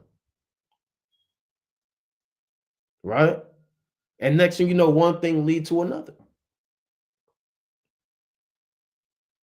It all starts with the eyes. Right? Verse number 9. And they perverted their own mind. And that's why Job said, I made a covenant with mine eyes. Why then should I think upon the maid? Right? Quick precept. Job 31:1. I made a covenant with mine eyes. Why then should I think upon the maid? And you brothers, you have to make a covenant with your eyes. Now, at least, man, I know brothers, you can't make it. Some brothers, you can't, your word don't mean much, man. But at least have some integrity with yourself. Have some discipline with yourself. If you make a covenant with your eyes, man, and you said, you know what, man, I'm not watching this. I'm not looking at no way. If she got no clothes on, I ain't looking. Right? If they pop up my phone, I'm blocking this. I'm deleting this person. Getting rid of that number. Throwing this out the house. Or throwing this away, rather. That's making a covenant with your eyes. Making a conscious decision and pact with your spirit, saying, I will not sin. Right? Let me go back to this. Susanna 1 and verse number 9. And they perverted their own mind and turned away their eyes, that they might not look into heaven, nor remember just judgments. So your mind get perverted. You don't check that lust immediately, your mind gets perverted. Verse 10. And albeit they both were wounded with her love, yet there's not one show another his grief, because they both got demons on them. Both of these guys are stalking this man's wife. They both deal with lust, but they won't do it. They won't confess their faults. At least one of them should have said, man, what are we doing, man? Why are we watching this man's wife? We're going off. We're going off. See, but you got a lot of situations where men are afraid to speak up. The Lord said, let not the reverence of any man cause thee to fall. So if you got a brother dealing with lust and he's trying to get you into a situation where you sin, or you get involved in a matter that don't concern you, you get involved in a situation where you get jammed up, you know, you're dealing with another man's wife, right? You know, you're dealing with perverting judgment, right? You're taking bribes, and you just get involved. You got to say something. Hold on, what the hell are we taking the bribe for? We're going off. We can't take that money and pervert judgment. But these guys, man, they are man pleasers to each other. That's what this means. Yet there's not show one another his grief. For they were ashamed to declare their lust, that they desired to have to do with her. Don't be ashamed to declare your lust, man. If you battling something, hey, talk to a brother about it. You know, the Most High said, be at peace with many, but have one counselor among 1,000. Don't overthrow yourself through much bashfulness. Declare it to the Most High. Yahweh Shem Yahushua. Then you might reach out to a brother. Like, you know what, man? You know, I'm really kind of going through this, man. Look, man, I'm struggling with, whatever. Look, man, I keep thinking about this man's wife, man. Man, I'm dealing with, pornography, man. I'm dealing with masturbation. You know what, man? I got this woman, she keep coming to my job. She keep looking at me, man. I think I want to do something. Hey, look, man, I'm going through it. And look, man, I got these old numbers in my phone. I don't know how they pop back up. I'm tempted to call these numbers. These women, they messaging me. Like, I don't have time. Look, I need help. Pray with me. Hey, let's go on a fast. Here's what I'm dealing with. I need some precepts. And that's a profitable, humble route to take. And the Most High, He's going to honor that spirit that you move in. And the Most High, He's going to be merciful to you, man, and give you the help that you need and or abate and take away that demon from you. Because you sincerely went about it in a fashion where you wanted help. And the Most High sees that you're attempting to overcome this demon. Not like these two wicked judges that were ashamed to declare their lust. And I'm not going to read this whole book, man. When you read this whole history of Susanna, I mean, they wax worse and worse. This thing got out of control, right? This got out of control. I'll read maybe one more, right? History of Susanna 1 and 12. Yet they watched diligently from day to day to see her. So they have a demon, a full-fledged demon, day by day. They have a routine. They judge matters. In the afternoon, everybody goes home. They stalk this woman, and both these two wicked judges watch her in the garden. Oh man, gotta do this. Fight the lust, right? Fight that urge. Fight those demons that are trying to get you to go off, man. That are trying to get you to go off, right? Let's go to Colossians, right? Remember, this is sifting season, right? And lust, pride, these are different spirits that we deal with, right? That brothers you deal with, man. This is First Corinthians, Colossians 3 and 5.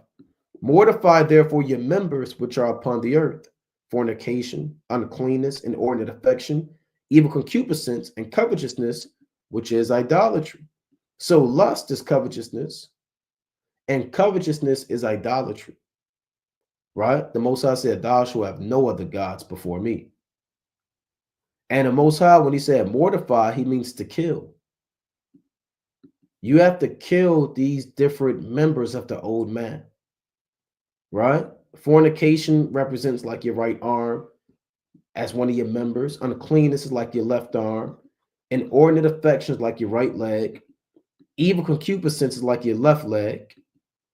Covetousness might be your head. Idolatry, that's your body. So each one of these sins represent different members of your body, if you will. And you gotta kill those members. You gotta kill that old man. You gotta mutilate him. Chop him in pieces, bury him. Fornication is lewd sexual acts like incest, bestiality, homosexuality, adultery, uncleanness.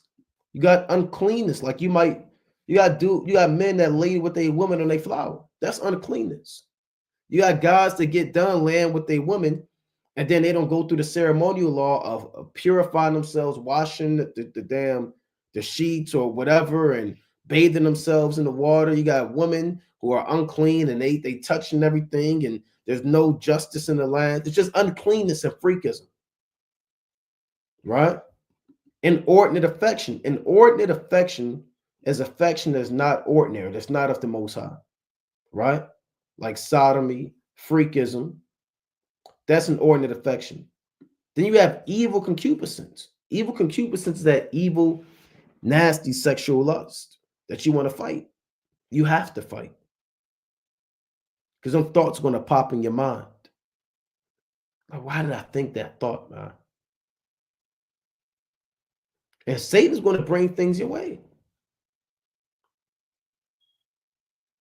right?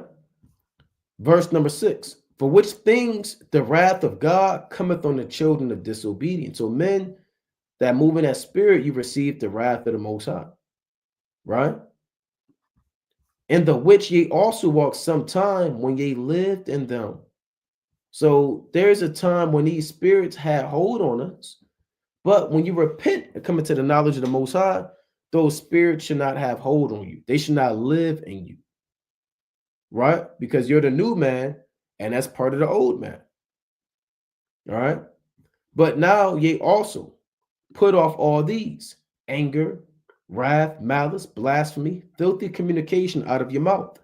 Lie not one to another, seeing that ye have put off the old man with his deeds.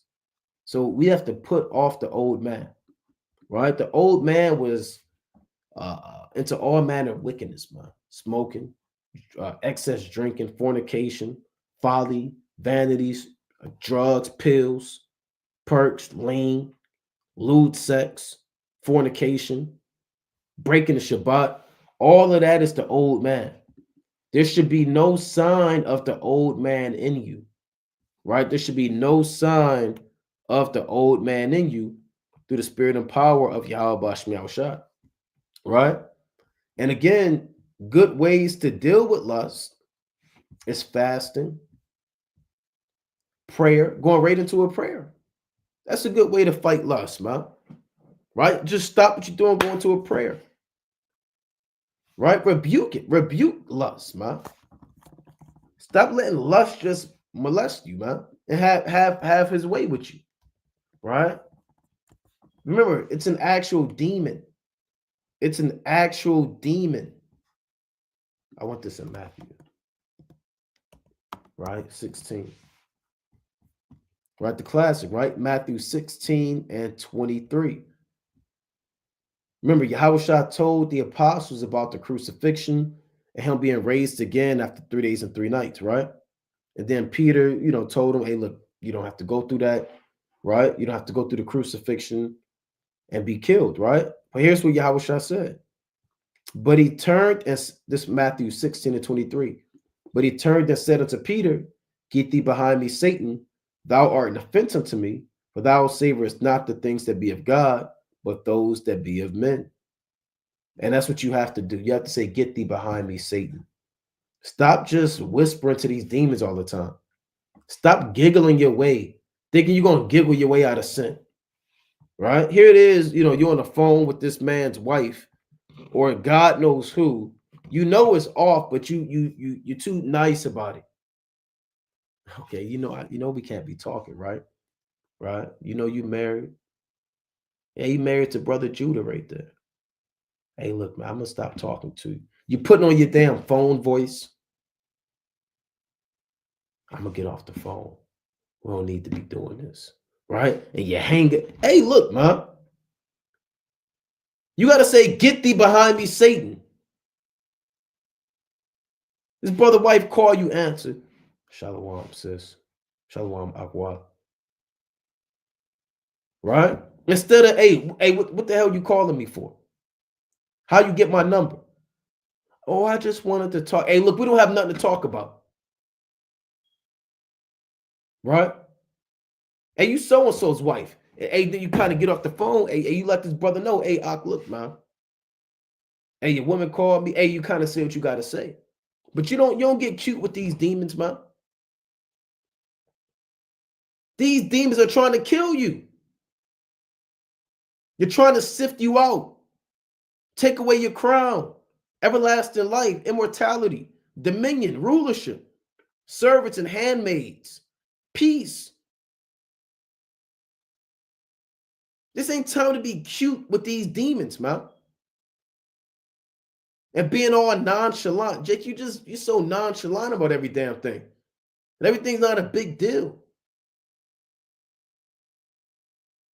And that's why you're always getting jammed up, because you don't take this serious. You don't take lust serious. That's why you're always going off. You're always giving heed to these demons. They're always beating you up because you don't take it serious. But I'm going to tell you something. These demons, they take their job serious. They take their job so serious. They're always on fire. They're always working. They don't take days off. They have to fulfill their mission. They even told Yahushua, look, you came to torment us before the time. They was mad. Ah, we got to go back in the spirit world. Man, we was getting it in with these men down here, man. They're so weak. You came to torment us and send us back up there with the Most High. These guys are weak down here. This is easy. You have to have that attitude towards these evil spirits. Get thee behind, and it's okay to say that. It's okay to say, get thee behind me, Satan. Verbatim. Call it out. And one way, and one of the main ways, I'll put it like this, that Yahushua knew that this was Satan, is because Yahushua felt the temptation. That's how he knew it was Satan, because temptation comes through him. Deep in Yahushua's spirit, remember, Yahushua didn't want to go through the crucifixion. And the guard, he said, Lord, if thou wilt have this cup pass from me. Nevertheless, not my will, but let thine be done. And that was deep inside his flesh at that moment. I can't, this is tough. So Satan hopped on Peter to try to get Yahushua to throw in the towel early. But Yahushua, being the King of Kings and the Lord of Lords, and having the highest level of discernment, he was able to recognize that demon. Whereas a lot of us, we're not able to recognize those spirits. And that's why it's important to pray for more discernment. That is something that is lacking severely amongst us as a people. We're gullible, we're simple, we're sheeple, right? But Yahushua was able to recognize that demon just off the top of the head through the spirit, man. Right? Let's go to Luke. I believe I'm on Luke 20. This is Luke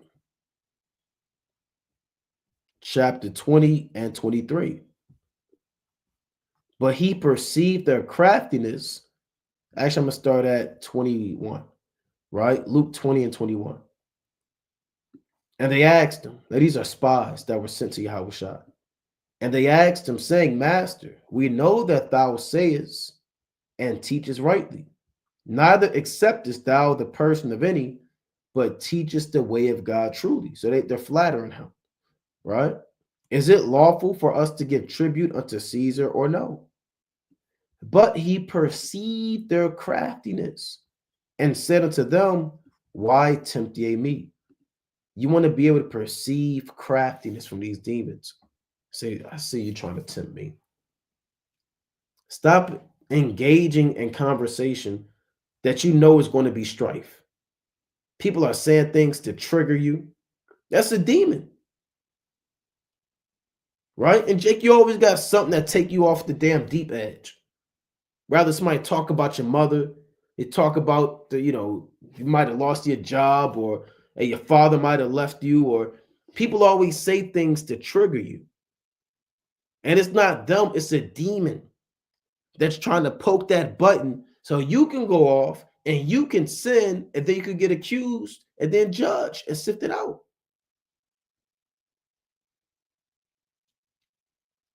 That's how Esau be, man. Right? A lot of these Edomites, man, they'll provoke Jake. Right? And they want to get beat up, man.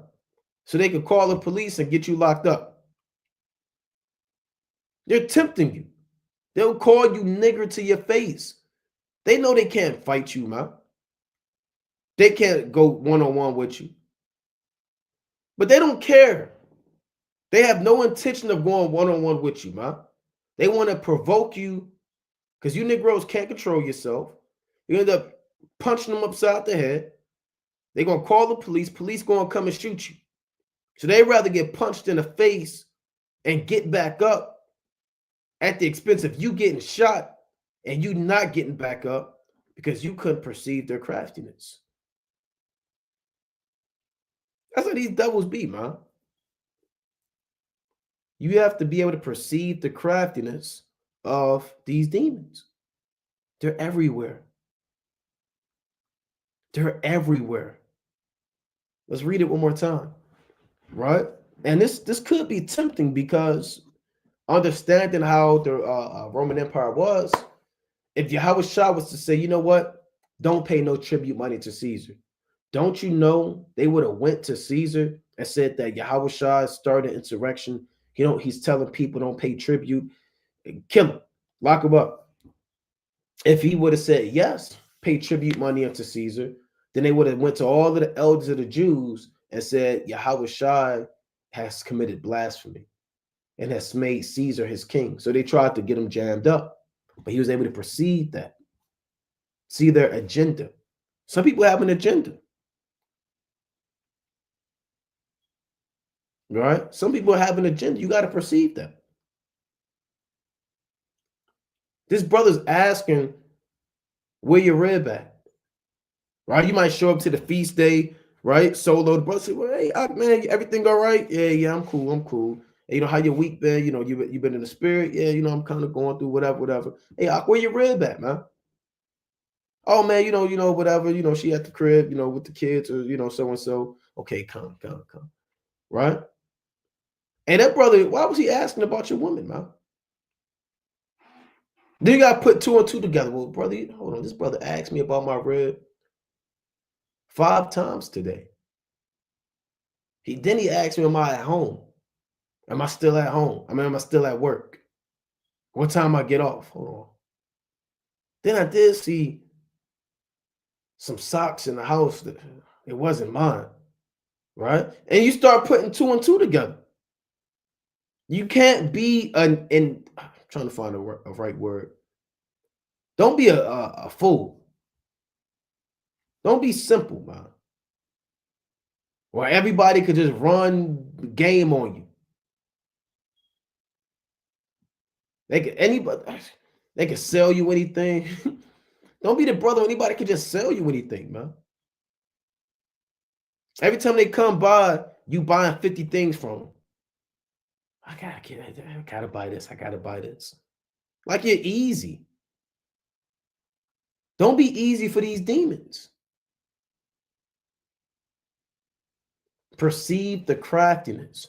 Perceive these spirits so you can overcome this lust, man. Right? Let's go to Psalms chapter 119. This is Psalms chapter 119 and verse number 34. Right? Give me understanding, and I shall keep thy law. Yea, I shall observe it with my whole heart. And you want to observe the law with your whole heart. Your whole mind is fixated on the precepts. That's the defense, right? Wisdom is a defense.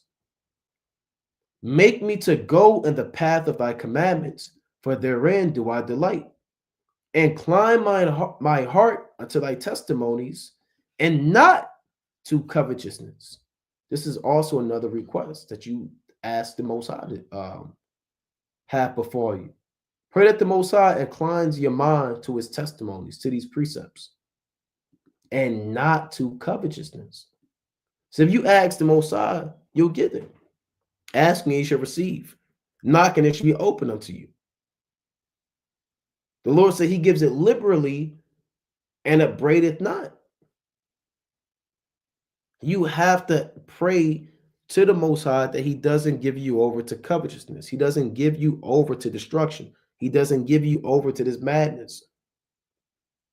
And this is an evil, sexual-filled society, man.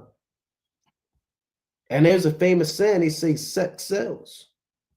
It's in all of the movies, TV shows, radio, TikTok, Instagram, Facebook, naked woman here, promiscuous this over here, freakism over here.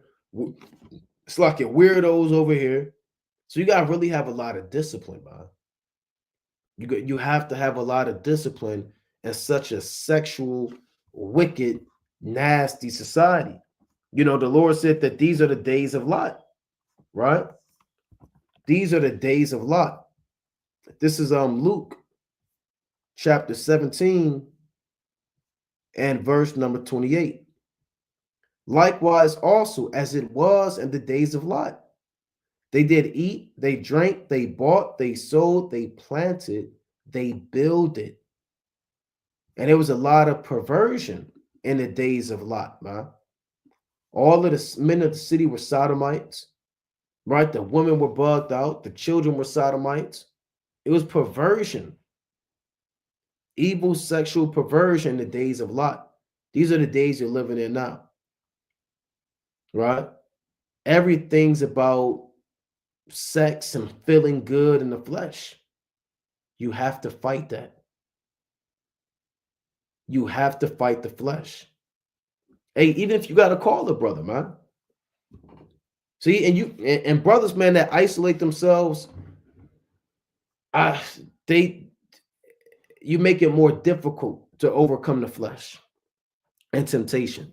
But when you follow brothers or you're around brothers, misspoke, if you're around brothers or around brothers that's going to hold you accountable, because you can be around brothers, but I'm not talking about your biological brothers or your worldly brothers. He's my brothers. No, men of the Lord, whose mind is according to thy mind. If you surround yourself around righteous spirits, you're going to be less inclined to be tempted. But when you hang around worldly spirits, you're going to be more inclined to deal with demons and accept those demons. So another question that brothers you have when you deal with lust is, who do you surround yourself with, or who don't you surround yourself with? You have to ask yourself that. Okay, well, I don't surround myself with nobody. Well, brother, that might be a reason why you're being overcome by these demons. Maybe you need to be around brothers to hold you accountable, to help you, give you counsel, uplift you, exhort you. Or brother, maybe you're hanging around the wrong individuals. You can't hang around Rel and damn Tony and Dre from up the block and try to be say you're a man of the Lord. It's not going to work. It's not going to work. You know, the Lord said, let's get this in 2 Timothy real quick. 2 Timothy 2. This is 2 Timothy chapter 2 and verse number 16. But shun profane and vain babblings, for they will increase unto more ungodliness. So if you're around the wicked and they're speaking about sex, lust, the clubs, bugged out parties, freakism, madness, guess what? If you don't shun it and shut it down and you entertain it, it's going to increase unto more ungodliness. And their word will eat as doth a canker, of whom is Hymenaeus and Philetus. And you look this word canker up, it means gangrene, which means certain people's words are cancerous. And it'll spread. All it takes is words. Come on over. He's not home. Right? What would you do if, and all of these weird, lewd conversations. You got a lot of sexting going on in Israel. You got lewd, madness. What is the definition of lewdness? What is lewdness? Indecency, right? Sending damn videos, pictures. Hey, if you was into that, you got to repent, man. And if you repented, they all praise to the Most High. But this is indecency and obscenity. Vulgar, you send a picture, here's what I'll do to you.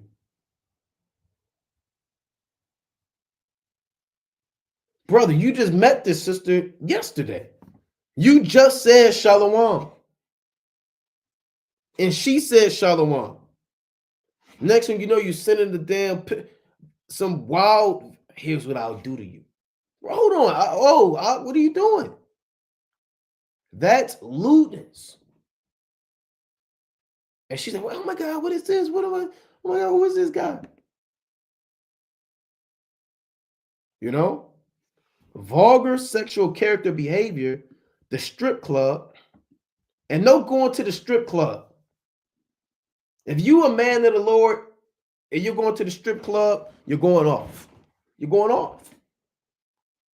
Well, I'm just sitting there, I just got to get in there and tell them that they need to stop stripping. I'm in there to tell them stop stripping. I'm going there. I got my fringes. I got my Bible. All right. Look, I got my Apocrypha. I'll be back in 2 hours. I'm gonna tell them about theyself. Don't go in there. No, I'm gonna tell them, man. They need to repent. Hey, this guy, he going to damn strip club, man. He going there at 9 p.m. He don't leave until 3 a.m. And he leave without his fringes on. Can't find his Bible. He's drunk. Can't find his Apocrypha. Spent all his damn money at the ATM machine. Come out. What happened, man? Did you rebuke them? Right? Did you get on them? He says, no, they got on me. And he don't mean rebuke. He said they got on me. That's lewdness. No Israelite should be going to the strip club. And really, you shouldn't be going to these clubs any damn way. What the hell are you doing in the club, huh? What's in these clubs? Wicked women. Well, you got wicked women everywhere. There's wicked women at the grocery store, or wicked women at your job. Well, no, at the club, it's a completely different spirit. You got women with damn near no clothes on. You got weed smoke all in the air. You got damn cigarette smoke, black and mild smoke, hookah smoke. You got murderers in there. They rubbing their damn mittens, looking for a come up. You got Eve in there looking for a come up. You got what they call it, date rapists in there, man. People with damn pills and powder, putting it in drinks, flashing lights to tap into your senses, loud, wicked music. They're not playing truth music in the club. Project Pat, Juicy J.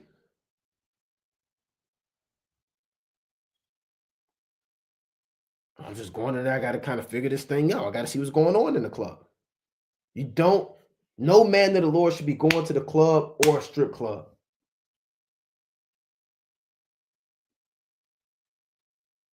Let's read this again.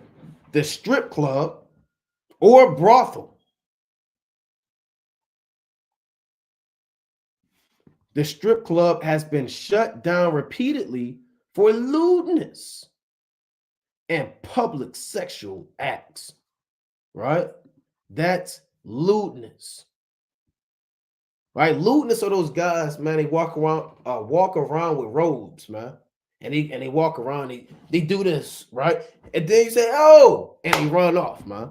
That's lewd. And them guys be going to playgrounds, man. They got a damn trench coat on and shades on, and they walk around, and your child is on the damn swing, and they do this, close themselves, and getting their damn Honda and peel off. That's lewdness, right? And the Lord said in Tobit that lewdness is the mother of famine. You got peepers, people that make lewd phone calls, people calling your phone, they breathing heavy. Let somebody call my phone and start breathing heavy, man.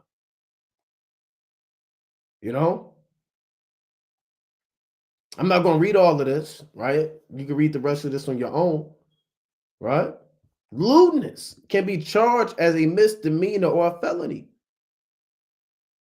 depending on the circumstances, right? So it's a lot going on. It's a lot going on, right? That's what the Lord said in 2 Timothy 2:17, and their word will eat as doth a canker, of whom is Hymenaeus and Philetus. So that word, I'm going to the strip club, or I'm going to be out, it's going to destroy you, man. And it's going to spread. It's going to spread amongst the body, right? It's going to spread amongst the body, right? So you want to shun and shut that lustful talk down, right? You want to have spiritual thoughts, man, right? You want to have spiritual thoughts. That's why David, let me get this in Psalms 19 real quick. Here's what David said through the Spirit, right? Psalms 19:7. Let the words of my mouth and the meditation of my heart be acceptable in thy sight. O Yahweh, Hashem Yahushai, my strength and my redeemer. That's another request, man. That your speech is righteous and your thoughts are righteous. That goes a long way for dealing with lust, man. That goes a long way. And you pray to the Most High, and the Most High is going to hear your request, man. He's going to hear your petition, and he's going to grant you your prayer request, right? Through the spirit and power of Yahweh Ba'Shem Yahushai, right? Let's go to Mark 9, right? We're going to get a few more. This is Mark chapter 9 and 47. And if thine eye offend thee, pluck it out. It is better for thee to enter into the kingdom of the Most High with one eye than having two eyes to be cast into hell fire, where their worm dieth not, and the fire is not quenched. So what does this mean in that thine eye offend thee? If there's anybody or anything holding you back from the kingdom, get rid of it. Cut it off. Sometimes you got to block a number. You got to unfollow, unsubscribe. Damn. Some brothers got to change their number, man. They have to actually change their number. They have to delete social media. They have to cut off a person. And we can't kick it no more. We can't see each other anymore. Some people installed apps in their phone to block sites from popping up, and hey, they plucked it out. If you got something in your house that's stopping you from being righteous, get rid of it. And if thine eye offend thee, pluck it out. It's better for you to suffer the loss, for lack of better terms, than for your whole body to be destroyed. That's what the Most High is saying. You know? And you got to look and see, well, what's causing you to go off, man? And you got to fight the flesh. The Apostle Paul said, I keep under my body and bring it into subjection. Right? This is 1 Corinthians chapter 9 and 24, or really 27. I'll read 27. But I keep under my body and bring it into subjection, lest that by any means, when I have preached to others, I myself should be a castaway. So keep your body, watch over it under your body, and keep it in subjection. Rule over your body. Your body cannot rule over you in the last days. You tell your body what's going to go down. Your body don't tell you it's time to freak off, lust, commit lewd acts, lasciviousness, concupiscence. You tell your body, look, we're going to read today. We're going to go on a fast this week. You know what, Bob? A matter of fact, I'm going to fast twice this week. Put your body in subjection, right? Put your body in subjection. A lot of brothers, man, your body just rule all over you. You just, any urge, you just satisfy yourself. Any itch, you scratch it. You just, any damn fleshly uprising or thought, you just act on it and fulfill it. Have some discipline. Have some, if a wicked thought pop in your mind, hey, fight it. Hey, look, that's a wicked thought. I'm not going to entertain it. That's Satan. Stop having wicked thoughts pop in your mind and say, oh, okay, let me go check that out. Fight. Right? Fight the good fight. This is war, right? This is actual war. 2 Timothy chapter 4 and verse number 7. Right, here's what I want. 2 Timothy 4 and 7. I have fought a good fight. I have finished my course. I have kept the faith. So brothers that overcome lust, they're fighting a good fight. One, they're recognizing that this is spiritual warfare. And they understand that the plan of the spiritual demon Satan, he has a job. One of his titles is the accuser. And I kind of went through that earlier. The accuser, being the spiritual demon Satan, his job is to first tempt you. And once you get tempted, you sin. And when you sin, he reports that to the Most High with the angels. And they say, look, he was easy. I had him smoke a blunt, right? I had his old homeboy hit him up. First, I made his car break down, right? In his old neighborhood where he grew up at, with all his old friends and homeboys at. And Satan's reporting this to the Most High. After he smoked the blunt, Satan's giving him the play-by-play. First, I broke his car down, right? And then I had this old contact hit him up, called the plug. His name was Rel. Then I had Rel kind of pull up on him, say, hey, what you doing? You back around the way, right? Then I had Rel show up, and Rel was smoking the blunt. Then I had Rel get in the car with this guy that was broken down. I said, you know what? I'm going to call my man. He's going to come fix your car. Hit this blunt real quick. Right? Then I had him. He denied it. This is what he reported to the Most High. He denied it. I pressed him out 2 more times. Then he smoked the blunt. Take the Holy Spirit away from him. He went off. And the Most High, he's the judge. He says, that's what happened, right? Angels, right? Go take the Holy Spirit away from him. Next thing you know, that guy, he's out this truth. That's what happens every day. It happens every day. It's not a one-time deal. Satan's job is to get you to fall. They can accuse you so the Most High can take this truth away from you. Don't give him that benefit, that glory. Don't let Satan glory and bring in accusations, true accusations against you.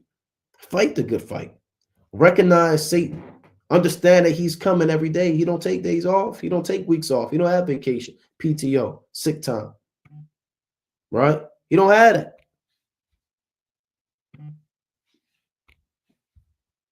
Fight the good fight. It says, I have finished my course. I have kept the faith. Henceforth, there is laid up for me a crown of righteousness, which Yahweh, the righteous judge, shall give me at that day, and not to me only, but also, Slakia, but to all them also that love his appearing. So recognize Satan, be prudent. The Most High said in Proverbs 22:3, a prudent man foreseeth the evil and does what? And hideth himself, but the simple pass on and are punished. Lust is a heavy demon. That's where prayer gets in. Fasting comes in. Confessing your faults comes in. Putting yourself in around the right brothers. That also helps through the spirit and power of Yahweh Shah. Reading. Get into the word of the Most High. All of these things help overcome lust. And understanding the kingdom is right around the corner. Right? And this place is about to go down. Don't lose the kingdom. Don't be like Esau, who for one morsel of meat sold his birthright. For ye know how that afterward he would have inherited the blessing, he was rejected. For he found no place of repentance, though he sought it carefully with tears. That's Hebrews 12:16. Don't be like that. That's why it's written. In Hebrews, that's written for us. That's not written as a precept to get them Esau. Now you can use it for that, but it's written for us. Let's read this. Hebrews 12:15. This is about encouraging people, encouraging the saints to continue to fight. Looking diligently, lest any man fail of the grace of God, lest, meaning before, any root of bitterness springing up trouble you, and thereby many be defiled. So you got to watch over these spirits that can defile you. You fell into the grace of the Most High. Bitterness springs up in you, grudges and hatred, and you defile your spirit internally. Lest there be any fornicator. Right? Don't be a fornicator and miss out on the kingdom because you want to freak off. Or a profane person as Esau, who for one morsel of meat sold his birthright. Don't sell your birthright. Don't sell the kingdom. Don't sell eternity for a morsel of meat, for one night, one nasty video. You wanted to stare at that wicked whore, for God knows how long. You had these lewd, wicked fantasies and evil desires. You sold the kingdom. You put the kingdom on the back burner to freak off for some Eve, man? To break the commandments, not follow the laws of God, to do what you wanted to do. You can't get on Esau no more then. Because you did the same thing. You'll be a hypocrite to get on Esau. Don't read this precept if you do the same thing. You selling your birthright and the promises in everlasting life, man. To be with a prostitute. You laying with this woman on her flower. You talking to this man's wife. You committing adultery. You're freaking off. Masturbation, pornography, freakism, lewdness. You done sold all eternity and everlasting life for the morsel of meat.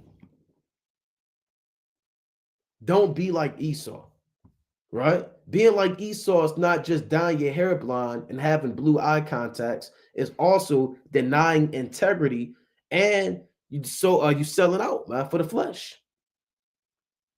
Verse 17, for ye know how that afterward, when he would have inherited the blessing, and you would have inherited the kingdom, but you decided to have one night of lust. You would have inherited a chariot, a crown with your name on it. But you said, you know what, man, that website is better. That weed is better. Those wicked thoughts I love entertaining, they're better. Yeah, I would have inherited the blessing, but I decided to please the flesh. For ye know how that afterward, when he would have inherited the blessing, it was ready for you, he was rejected. For he found no place of repentance, though he sought it carefully with tears. So it's over for you. Don't be like Esau. Don't sell out in these last days. Fight the good fight and overcome lust. So with that, we're going to close up, giving, of course, all honor and glory to Yahweh. By Shema Mashiach Wamalak Yahushai. Trying to pull this back up, right? Through the spirit and power of Yahweh Shema Yahushai. Right? Let's see. Okay, we went over that. All right, Salaki, bear with me.